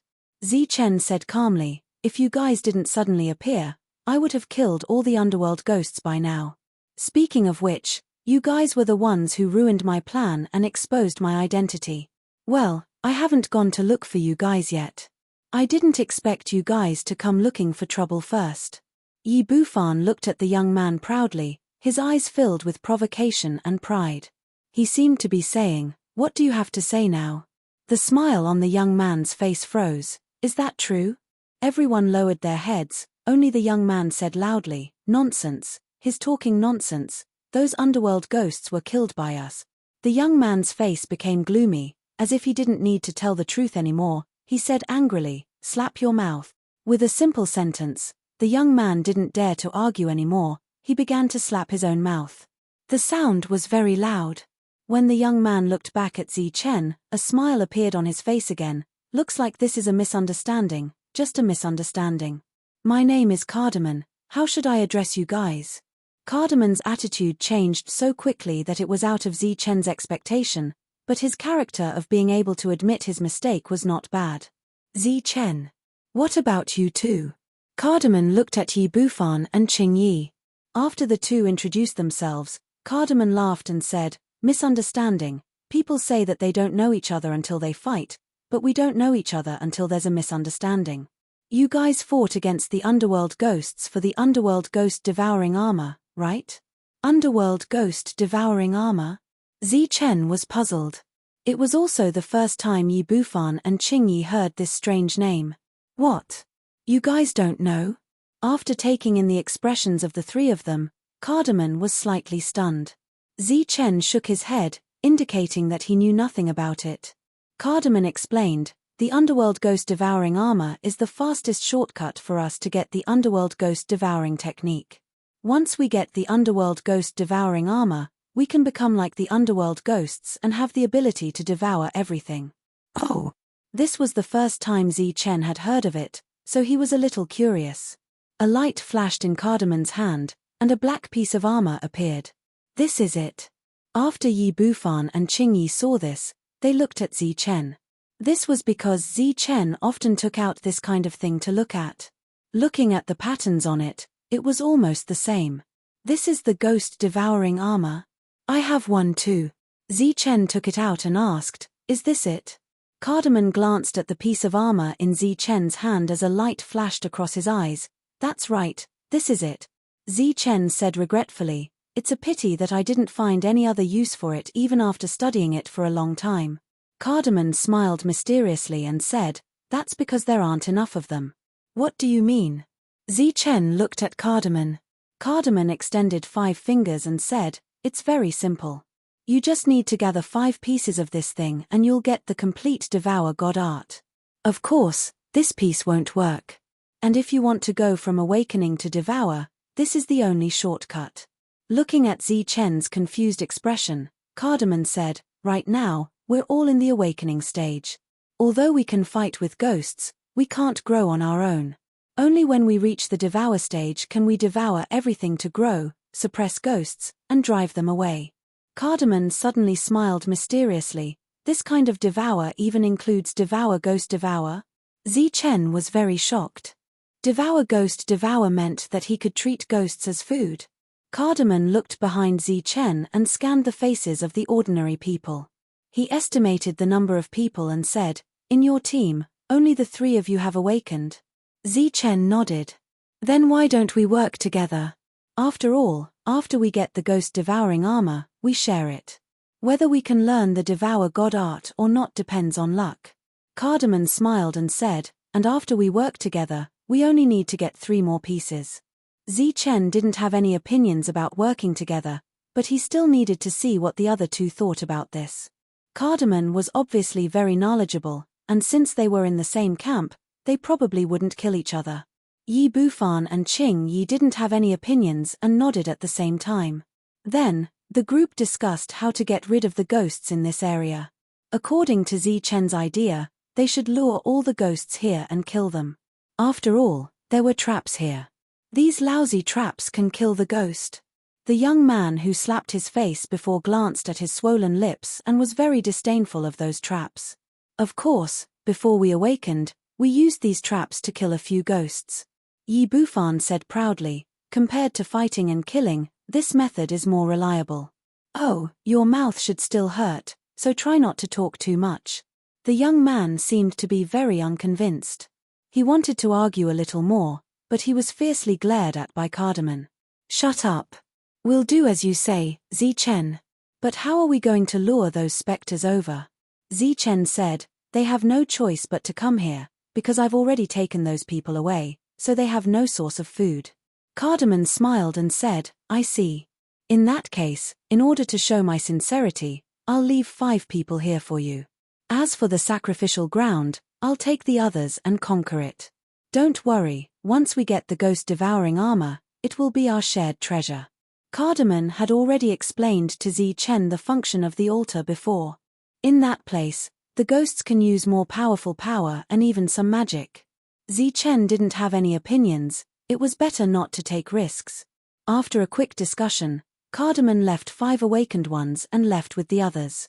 At the same time, he also took the young man with him. On the other hand, Zichen gestured for everyone to prepare and wait for the ambush to begin.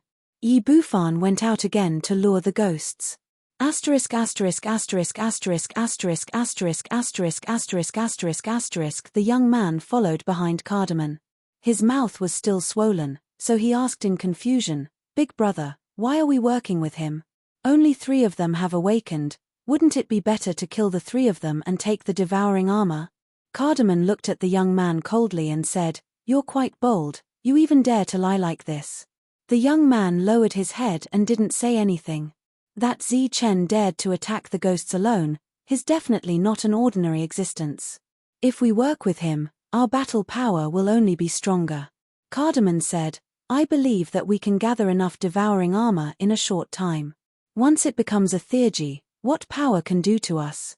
So, big brother, you really want to work with that Zichen? Are you really willing to share the results with him?" The young man was a little anxious. Cardamom knocked the young man's head, "Don't say such stupid things in the future. Only by working together can we become stronger, understand?" On the same day, Zichen and Cardamom split into 2 groups.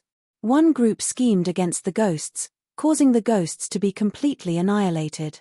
The other group attacked the altar and killed all the ghosts, and Cardamom successfully obtained the devouring armor. Chapter 40-43. After obtaining the devourer armor, a smile appeared on the corner of Cardamom's mouth. He already had 3 pieces. The dawn of victory was in sight. He immediately led his people back. At the same time, he told this good news to Zichen. This also signified the sincerity and integrity of their cooperation. After that, the 2 sides officially merged. During this time, Zichen gave everyone a chance to choose. To stay or to leave. In the end, everyone chose to stay. This was somewhat unexpected. After that, Zichen found out that the reason for this was because Cardamom said that ordinary people could also awaken. So, those who stayed were mostly people who wanted to awaken their powers. The two groups combined into one had more than 1,000 people. With so many people, it was impossible for them to move together. Everyone needed a temporary place to stay. Cardamom seemed to have thought of this long ago. He directly said, "Why don't we just stay at the previous place?" After the altar collapsed, the previous place of confinement also collapsed. Now, that place had become a free land. After settling everyone, Zichen and the awakened ones continued to go deeper. During this time, the two sides had already discussed. Once they found another altar, they would first let some ordinary people sense it and see if they could awaken it before taking away the devourer armor. 2 days later, they found another place where the ghosts lived. After 2 days of fighting, all the ghosts were killed. Then, they led a group of people and arrived at the altar. Every place where the ghosts lived had an altar. And this altar was the foundation of their foothold. The confinement area was activated by this altar. These were all things that Cardamom told Zichen. However, what Zichen could not understand was how the humans in the confinement area were raised. Behind Zichen, apart from the awakened ones, there were also dozens of ordinary people standing. Among them was Li Haocheng. Although he was an old man, because he was Zichen's grandfather, he occupied the position of a young person. Those who came with Zichen did not have any objections. After all, if it were not for Zichen, they would have died long ago. "Everyone, be careful. After entering, there may be a fierce battle." Cardamom naturally assumed the role of the leader. He waved his hand and signaled everyone to move forward. With Ounce taking the lead, the others followed suit. Ounce was the young man who had slapped him last time. After a few days of getting along with him, Zichen found that he was a frivolous and prideful young man, but he also had a good side. For example, he was warm-hearted and even kind-hearted. This time, he took the risk and walked at the very front. Before entering the gate, there was no danger. However, after entering, the altar lit up. There were more than a dozen underworld ghosts guarding it. A fierce battle broke out. Asterisk asterisk asterisk asterisk asterisk asterisk asterisk asterisk asterisk asterisk. The battle was over. Zichen's side had 5 people injured, 3 were seriously injured, and 2 were dead. Yu Gui's side had all been killed. During the battle, Zichen noticed that there was a difference in strength between the awakened ones. His, Yi Bufan, and Qing Yi's strength were definitely top-notch. That was why they were able to take on a single dark ghost, killing the most enemies and suffering the least losses. After the battle was over, everyone deliberately kept the altar intact so that others could go up and comprehend it. The effect was not bad. 5 people had successfully awakened, and Li Haocheng was one of them. After everyone had tried it, Cardamom walked up the altar. Zichen followed behind him. The energy in the surroundings began to surge. Waves of energy gathered at the altar. Zichen felt that his strength began to increase. This kind of increase could be clearly felt. The others did not seem to feel the same. They were just enveloped by the energy. At most, they only recovered the energy they had consumed. Cardamom stretched out his hand, waiting for the underworld ghost devouring armor to appear. After a dozen breaths, there was no reaction at all. The building began to shake. It was on the verge of collapse. Zichen glanced at Cardamom. Cardamom shook his head regretfully. He had told Zichen in advance that not all altars could successfully obtain the underworld ghost devouring armor. The probability was actually very low. Obviously, he did not get it this time. Everyone rushed out of the altar and saw the collapse of the altar. At the same time, they also saw the collapse of the confinement area not far away. Some were regretful, some were excited. Looking at the collapsed altar, Cardamom's face was full of regret. The others were the same. It was because they were so close to success. Zichen understood why they were so eager to get the underworld ghost devouring armor. It was because their strength was indeed weaker than the underworld ghost devouring armor. Moreover, their awakening method seemed to be different from the others. For example, 4 of the 5 awakened ones today were from Cardamom's team. Only Li Haocheng was from Zichen's team. Although Li Haocheng had not participated in a battle yet, Zichen could sense that Li Haoqing was stronger than the other 4 awakened ones. Seeing this scene, Yi Bufan said calmly, "Since you all want that armor piece so much, why not find more teams?" Cardamom looked at him in confusion. Yi Bufan said, "Find more awakened teams. If everyone has a piece of the underworld ghost devouring armor, won't you have enough people?" Cardamom smiled and said, "The possibility of success is very high. But I wonder what you think, Zichen? What do you mean?" Zichen was a little puzzled. "Once there are more people, I'm afraid there will be some problems and disagreements in dealing with certain things. This is also the reason why I haven't implemented it. It's because I've been worried about it," Cardamom said. This was true. Awakened ones were usually the leaders of their respective teams. Once they merged, the entire team could only have one leader. For example, if Zichen and Cardamom's teams merged, then nominally, everyone would be under Cardamom's management. Zichen was now equivalent to a leader. Zichen thought for a moment and said, "You don't have to worry about that. On small matters, each team can make their own decisions. On big matters, everyone can discuss. Moreover, if we cooperate, the benefits for us are not small. After all, no one can guarantee how large the underworld ghost devouring armor will be in the future." Zichen had no objection, and Cardamom had no objection either.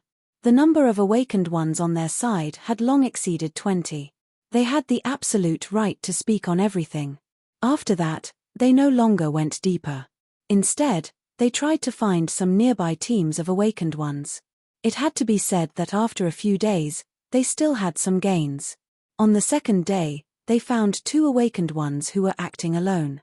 After they awakened their power, they escaped from their original place and did not try to hunt the underworld ghost. After learning that there were nearly 30 awakened ones on Cardamom's side, they joined without hesitation. They did not have the devouring armor on them. On the day they joined the team, Zichen and Yi Bufan led the team.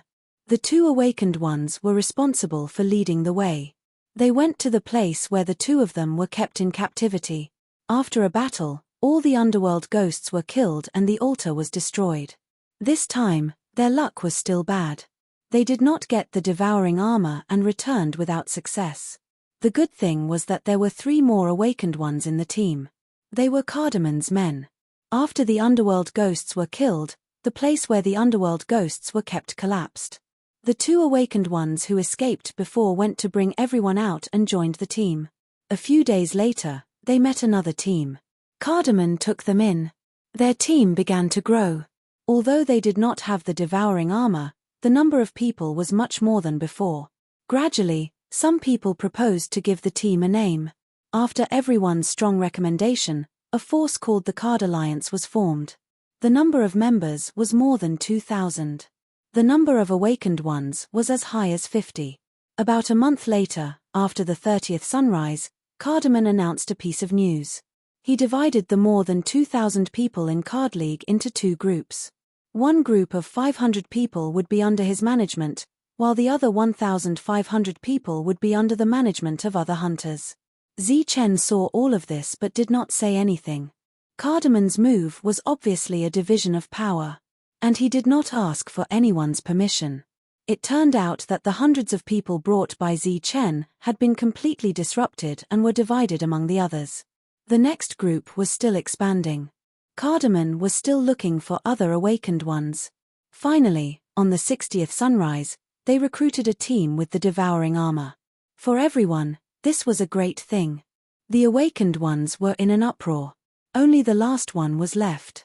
Some people were discussing whether or not they should go deeper and challenge the underworld ghost's power again. Perhaps they would be able to obtain some benefits. But after sending out the awakened ones to investigate, they got a bad news. The nearest ghost force had more than 100 ghosts. This was an extremely huge number. No one dared to provoke them. Even Zichen's heart was filled with fear. So, the plan to move forward was cancelled. Everyone continued to look for allies.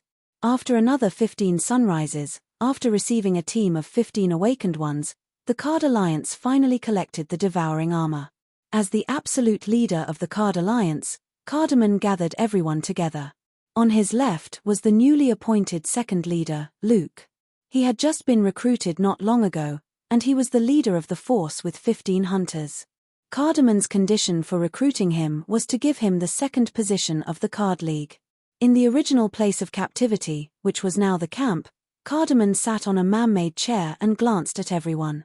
There was an unconcealable excitement in his eyes. Everyone, the devouring armor is finally collected. Next, who can smoothly advance to the devouring armor will depend on everyone's luck and luck. The surrounding atmosphere immediately became lively.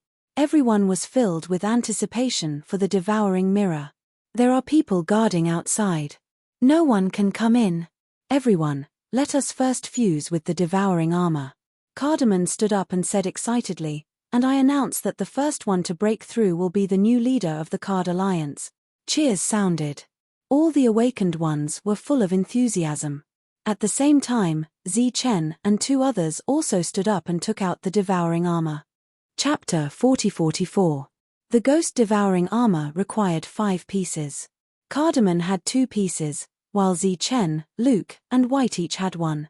After taking out the devouring armor, perhaps it sensed their presence, but the devouring armor lit up on its own. A suction force was released from the 5 pieces of ghost devouring armor, and there was a connection between them. At this moment, everyone's attention was on the devouring armor. Everyone held their breaths, and their expressions became very nervous. Cardamon smiled, and said, "Brothers, shall we begin?" White also smiled, "Let's do this. Let's see who will be the first to comprehend it." After saying that, he let go of the devouring armor in his hand. The devouring armor did not land on the ground, but flew forward. As the second leader, Luke also smiled, "That will depend on everyone's aptitude." He also let go of the devouring armor in his hand. The devouring armor flew forward, and combined with White's devouring armor that was floating in the air. The light that was released became even brighter. Chen took a step forward, and behind him, Yi Bufan, Qing Yi, and Li Haoqing took a step forward at the same time. According to the previous agreement, those who had the devouring armor would be able to lead the others to an advantageous position. Chen's devouring armor was also pieced together in the air, and the devouring armor's light became even brighter. Only Cardamon was left. Everyone looked at Cardamon, and whether they could change their future depended on what happened next. Cardamon took a deep breath, and let go of the 2 pieces of devouring armor in his hand. The 2 pieces of devouring armor were like 2 black lightning bolts, and they instantly flew into the air.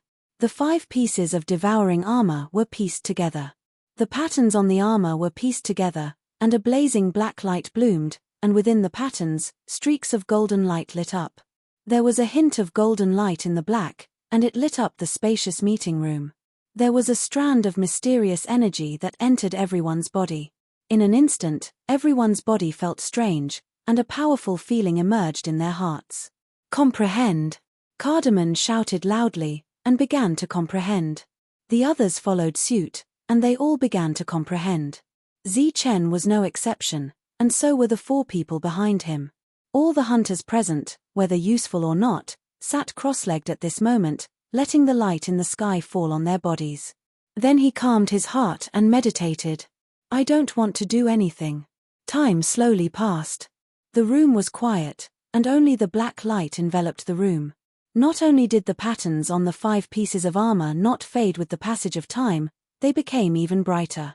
Vaguely, the golden lines seemed to be expanding, as if they were going to drown out the black parts. Outside the room, there were some ordinary people with great strength. They held weapons made of animal bones in their hands, guarding the surroundings loyally. Although they were puzzled as to why the room had suddenly become incomparably quiet, no one turned around to investigate. Because they knew very well that only when these people were strong could they be truly safe. Time continued to pass. The fused black pieces of armor turned golden. Its entire body glowed with golden light, illuminating the surroundings again. Everyone's faces were dyed in gold. After the black light was completely replaced by the golden light, everyone's body trembled. They seemed to have gained something. Chen's consciousness came to a strange place. There was nothing here, like a place of nothingness, but there was a voice. "You succeeded." This was an old voice. Zichen couldn't see the person, but this voice gave him a familiar feeling. It seemed that at some time, in some dream, he had heard this voice before. "Who are you?" Zichen shouted loudly. At the same time, he looked around carefully, but he couldn't see anyone. "When will you come back? Are you lost? Do you know who you are?" That old voice sounded again, as if it existed in ancient times, crossing time and space, but also as if it was talking to itself. "I am Zichen, of course I know who I am. Who are you? Where are you?" Zichen shouted, "You are talking to me, do you know who I am?" Zichen, who was sitting cross-legged, began to change his expression. Under the golden light, he frowned, as if he was trying hard to recall something, but he couldn't remember it. On the other side, Qingyi seemed to have fallen into a certain scene. Her beautiful face was filled with pain, and then, tears fell from her eyes. Yi Bufan's lips curled into a smile, as if he had seen a beautiful scene. Li Haoqing was sitting cross-legged, like an old monk in meditation, as calm as an ancient well. The others' expressions didn't change much, and they were still as calm as before. "Who are you?" Zichen was still shouting in this space. He didn't see anyone. He also wanted to escape, but after running for a long time, he still couldn't get out of this place. He seemed to be trapped here, and no matter how hard he tried, he couldn't reach the end. As for that aged voice, it was still sounding. It seemed to be right beside him, yet also seemed to be very far away from him. "Do you still know who you are?" "I am Zichen, of course I know who I am. Have you lost your way?" "I haven't lost my way, I am Zichen." Zichen, who couldn't get out of this place, shouted hysterically, "I know who I am Zichen from the Saint Spirit realm." As he shouted this, the golden plate floating in the air suddenly released a strong light, like a golden seed, flew out from the surface, and disappeared into Zichen's forehead. The light around him suddenly brightened, and Cardemon, who had his eyes closed, seemed to be awakened, and he opened his eyes. At this time, the light had already disappeared into Zichen's forehead, but Cardemon didn't notice. A smug smile appeared at the corner of his mouth. He reached into his bosom and took out a golden ball. He raised his head and looked at the golden plate above him, and a strange light flashed in his eyes, and he directly swallowed the golden ball.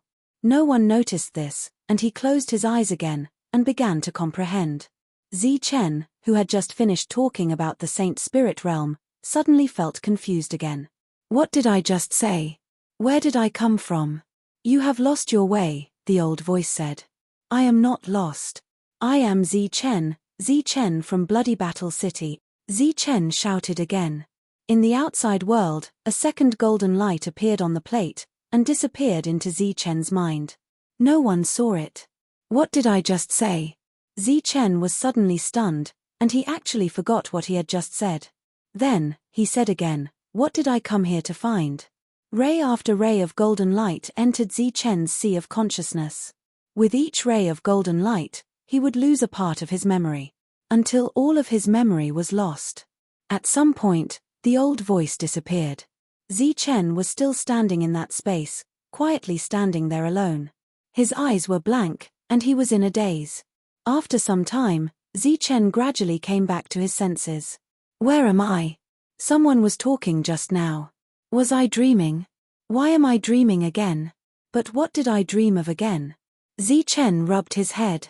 "Someone seems to be telling me that I have forgotten something, that I have lost something. But, what exactly did I lose?" Finally, Zichen's eyes became clear. "I am Zichen. That's right, I am Zichen. The Zichen who killed the underworld ghosts." Suddenly, a hurricane appeared, and forced its way into the space where Zichen was. The hurricane wrapped around Zichen and disappeared. Or rather, Zichen's consciousness returned. The hurricane came from a powerful aura, and Zichen, who opened his eyes, noticed that the aura came from Cardemon. He was shocked. Had Cardemon awakened? Did he have the same ability as the underworld ghost? A powerful aura flowed around Cardemon's body, and this aura was far stronger than everyone else's. Black light surrounded him, and he looked a little like the underworld ghost. He stood up and laughed loudly, waking everyone up. Of course, this was also intentional. When everyone opened their eyes, They were as shocked as Zi Chen. All right, it's all over. Cardamon waved his hand, and the golden armor piece that was floating in the air returned to his hand. Cardamon, what are you doing? Someone said with dissatisfaction. You bunch of idiots still want to comprehend? Save it. Cardamon laughed sarcastically and said, from today onwards, all of you are my subordinates, and I am your leader. He looked around. In my place, there is no big leader or second leader, there is only one leader, and that is me. As he said that, he looked at Luke. Luke had just arrived, and he had only been in the second position for a few days, so these words were obviously directed at him. What do you mean by this? Luke looked at Cardamon. Although you have broken through, it doesn't mean that we can't. Cardamon laughed sarcastically. Break through my ass. He then looked at the others, including Zi Chen. Break through my ass. Not to mention that this thing belongs to me now, even if I put it here for you to comprehend, you won't be able to break through even after thousands of years. Don't doubt me. Do you know why? Everyone's expression changed. Because you lack the most important thing, so you can't break through at all. Cardamon laughed sarcastically. Luke said in a low voice, Cardamon, you dare to trick us. Cardamon said with a dark expression, what did you just say? Give me back my devouring armor, and I will leave with my people now. Luke was clearly not afraid of Cardamon, and said indifferently, from now on, our people are officially leaving your team. Leaving? Cardamon's eyes suddenly filled with murderous intent. You think you can leave just like that? Did you even ask me, the leader? As soon as he finished speaking, Cardamon instantly reached out and pressed his palm directly on Luke's head. In the next moment, a devouring power surged out of Cardamon's body, and Luke's awakened power was being drained away. It was as if he was being devoured by a ghost. But at this moment, Zi Chen was shocked to discover that there seemed to be an additional shadow of a ghost behind Cardamon. Chapter 40-45. Luke's soul power began to drain rapidly. His eyes were filled with fear. His body was also struggling, but it was useless. Upon seeing this, the men that he had brought with him immediately rushed forward, intending to save him. Those who go forward will die. The awakened ones on Cardamon's side stepped forward and stopped those people. The light of power began to flow. In an instant, the situation here was divided into three. Those who were facing each other, and those who were currently neutral but were at a loss. The change happened so fast that they didn't have time to think before Cardamon killed them. He used his true strength to tell everyone that after reaching the devouring realm, he could even devour his own people. At this moment, he clearly had the devouring divine ability comparable to the ghost god. Qingyi looked at Zi Chen. She was very worried at this moment. Yi Bufan's face was very gloomy. This uncontrollable feeling made him feel very uncomfortable. It was as if he had returned to his former captivity, living a precarious life.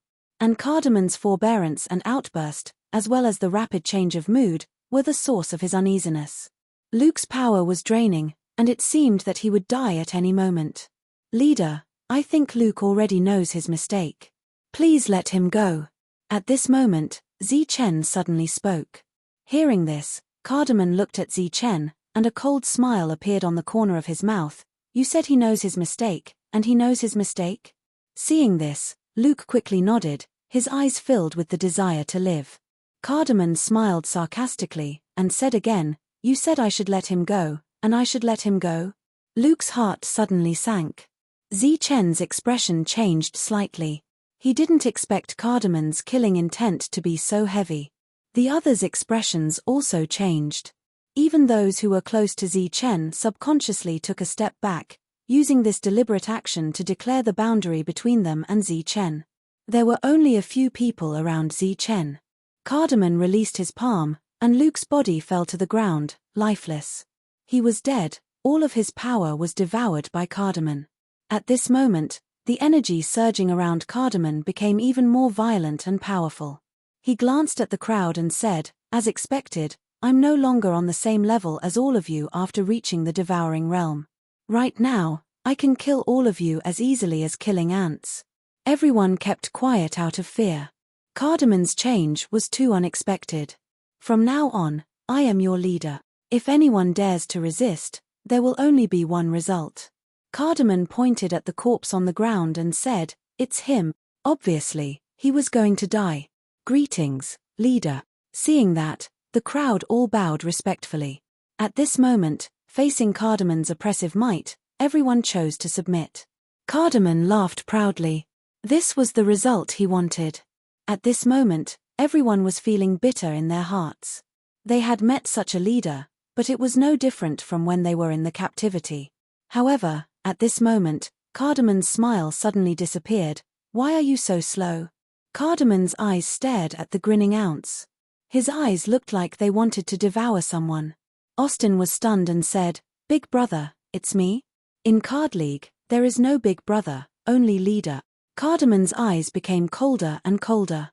"Yes, leader." Ounce was stunned for a moment before he reacted. He quickly clasped his fist and bowed. "It's too late." However, Cardamom attacked again. He placed his palm on Oz's head, and the devouring power began to circulate. Oz's strength began to fade. "Leader, his Ounce, it's Ounce." Cardamon's subordinate, Aulu, who had followed him for a long time, shouted. Previously, they were still supporting Cardamom, blocking Luke's people and preventing them from attacking. Cardamom turned around and stared at Aulu. "You dare to question me?" He reached out again, and a devouring power fell on Aulu. Aulu's body flew forward uncontrollably. Seeing this, Zichen's expression changed again. After reaching the devouring realm, not only did Cardamom have the devouring divine ability that was comparable to the ghost god, but he was also much stronger. Just as he said, they were no longer on the same level. The crowd was in an uproar. They did not expect Cardamom to be so heartless. After breaking through, he did not even let his own people go. "What should we do?" Yi Bufan said in a low voice, "If we continue to stay here, we will also be devoured by him. Moreover, this guy only needs an excuse to devour. His original intention is to devour us and become stronger." Zichen had already noticed this. When he was devouring the two, Cardamon's strength was increasing. On his crazy expression, there was a hint of intoxication. It was just like how the ghost god devoured the human's soul. At this moment, everyone in the surroundings felt fear in their hearts. One by one, they retreated backward. Cardamom seemed to have seen through their intentions. He smiled sinisterly. "What, you want to run? Do you think you can run?" He let go of his hand, and Ounce fell to the ground. He was already dead. In the next moment, he took out the armor piece that had turned golden and activated it with the devouring power. A strange power spread out in all directions and spread into the distance. This energy was not threatening at all. It surged into the distance. Everyone was confused. Suddenly, the ground began to shake. A rumbling sound could be heard. It was the sound of heaven and earth collapsing. Just as everyone was puzzled, exclamations suddenly came from the outside world. After hearing the contents of the exclamations, everyone's expression changed drastically. Someone rushed out of the room and looked outside. A tall wall appeared, extending into the distance. Everyone present was awakened. They had all experienced the threat of death. Naturally, they knew what the tall wall was. It was a place of captivity. They worked hard to break out of this place of captivity. Now, it had appeared again. Moreover, there was no exit. It trapped everyone here. This guy. Yi Bufan gritted his teeth. His eyes were filled with anger. Clearly, the other party's intention to form an alliance was not pure. This was premeditated. "Run. Now, run." Cardamom roared angrily. He moved forward and placed his palm on another awakened's head. He continued to devour. Zichen turned around and looked at Cardamom. Behind him, the originally dim ghost god's figure became clearer and clearer. He had already devoured 3 people. This was the 4th. Some awakened roared and resisted. However, he was slapped away by Cardamom. "I'll devour you later." Cardamom glanced at him indifferently. Suddenly, Zichen's expression changed drastically as he looked at Cardamom. Cardamom's appearance was changing right now. Chapter 40-46. The devouring power became stronger, and the devouring speed also became faster. Cardamom could feel the increase in his power, and he was very excited. At this moment, another exclamation was heard. Hearing the exclamation, Cardamon's eyes became cruel again. It seemed that after mastering the devouring power, he became more bloodthirsty. Suddenly, he saw that his palm was changing, and at the same time, his entire arm was changing. It turned into a ghost claw. Isn't this a ghost? Fear appeared on his face, and he subconsciously took a few steps back. Those awakened ones were also looking at Cardamon with fear.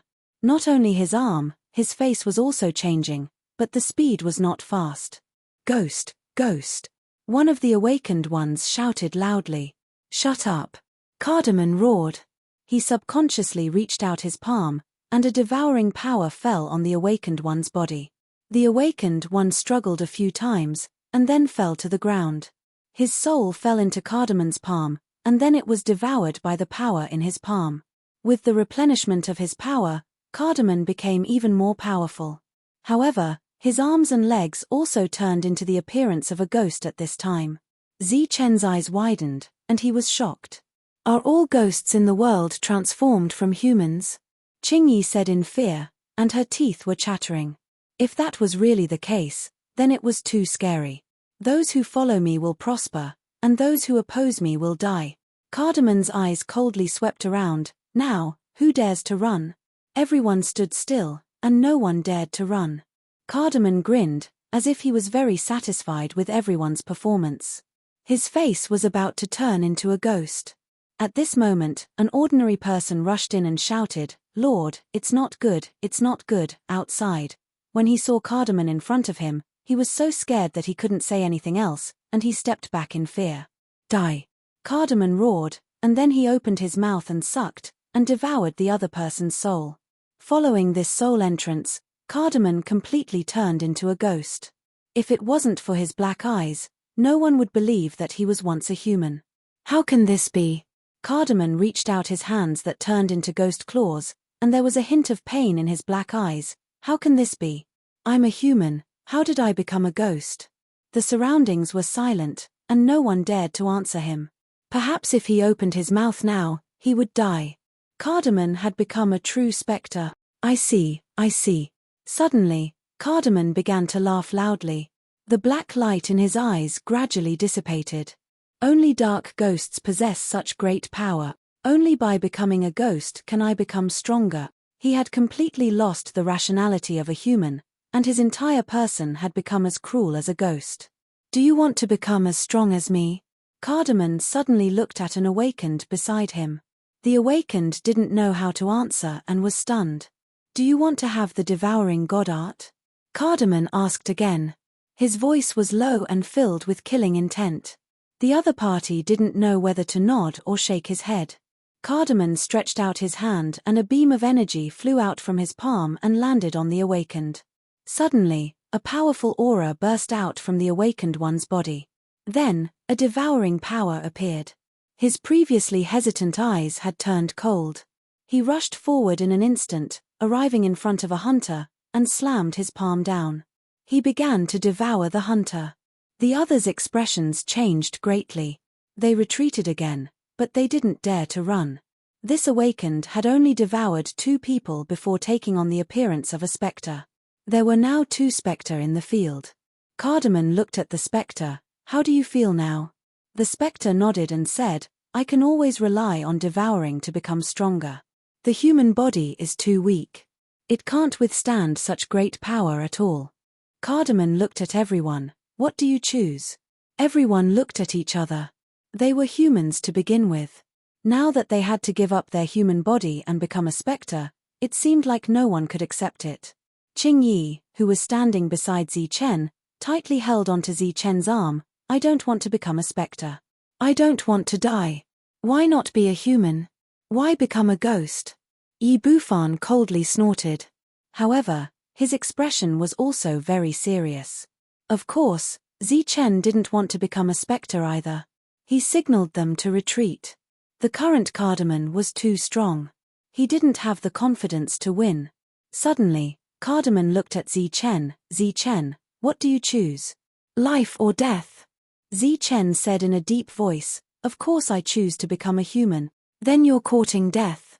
A pressure swept over from the front. Cardamom, it's your choice to become a spectre. I only want to become a human. Let us leave. From now on, we won't interfere with each other's business, Zichen said. Interfere with each other's business? Are you worthy? Cardamom suddenly stepped forward. Zichen only saw a blur in front of his eyes before his neck was grabbed by Cardamom. Let go of Zichen, Qingyi shouted. She, who was frightened before, now started to attack Cardamom. However, it was useless. In the next moment, her neck was also grabbed by Cardamom. Yi Bufan and Li Haoqing saw this and immediately took action. They each held their weapons. Get lost. Cardamom roared angrily. He directly threw Qingyi out like a weapon, sending the two flying. Everyone, if you don't want to die, we can only work together now. Zichen, who was grabbed by the neck, said with some difficulty. Hearing this, many people's faces changed. Their eyes flickered. Cardamom smiled coldly and said, I'll give you the power of devour. Go and kill all those who resist. Cardamom waved his hand again. Several rays of light shot out from his body and went to the sides. Among the people who followed him, 5 people received this power. Then, a powerful aura was released. These 5 people instantly received the power of devour. Again, Cardamom attacked again. This time, several people received the power of devour. After receiving the power of devour, they began to devour the awakened ones nearby. In an instant, the surroundings were in chaos. Cardamom looked at Zichen. He smiled coldly and said, As for you, I'm sorry. I don't plan to let you become one of us. Go to hell. A wave of devour emerged from Cardamom's palm and rushed toward Zichen. Swoosh. Suddenly, a black light appeared and slashed toward Cardamom's neck. It's hope. Its sneak attack didn't succeed. Cardamom sneered, Beast, I've been waiting for you. He grabbed Hope tightly. A powerful force suppressed it and made it unable to move. Zichen's power began to fade. His consciousness gradually became blurry. Zichen, Qingyi shouted and rushed forward. However, she was stopped by Yi Bufan. Don't go. Zichen can't hold on anymore. Li Haoqing stepped forward without hesitation. In his memory, Zichen was his grandson. However, in the next moment, a person appeared in front of him and blocked his path. His power and soul were being devoured. Zichen's consciousness was becoming blurry. It seemed like he was about to die. Facing the crisis of death again, Zichen was helpless. Because there was a huge difference in power between them. Cardamom's power was suppressing him. At this moment, only death was waiting for Zichen. The others all ran away. No one wanted to die here. Zichen's soul had been extracted from his body and was about to be devoured. Cardamom laughed loudly. Hope, who was in his other hand, was also struggling.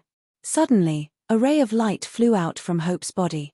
This ray of light flew towards Zichen and landed on his body before disappearing. It was like a power was injected into his body. Or perhaps, some kind of power that had been sealed for a long time was suddenly activated. At this moment, in Zichen's mind, a voice that sounded like a great bell rang out. Dark Ghost Devour Soul. The power that originally existed in Zichen's body began to circulate according to a certain trajectory. This was the circulation of a cultivation method.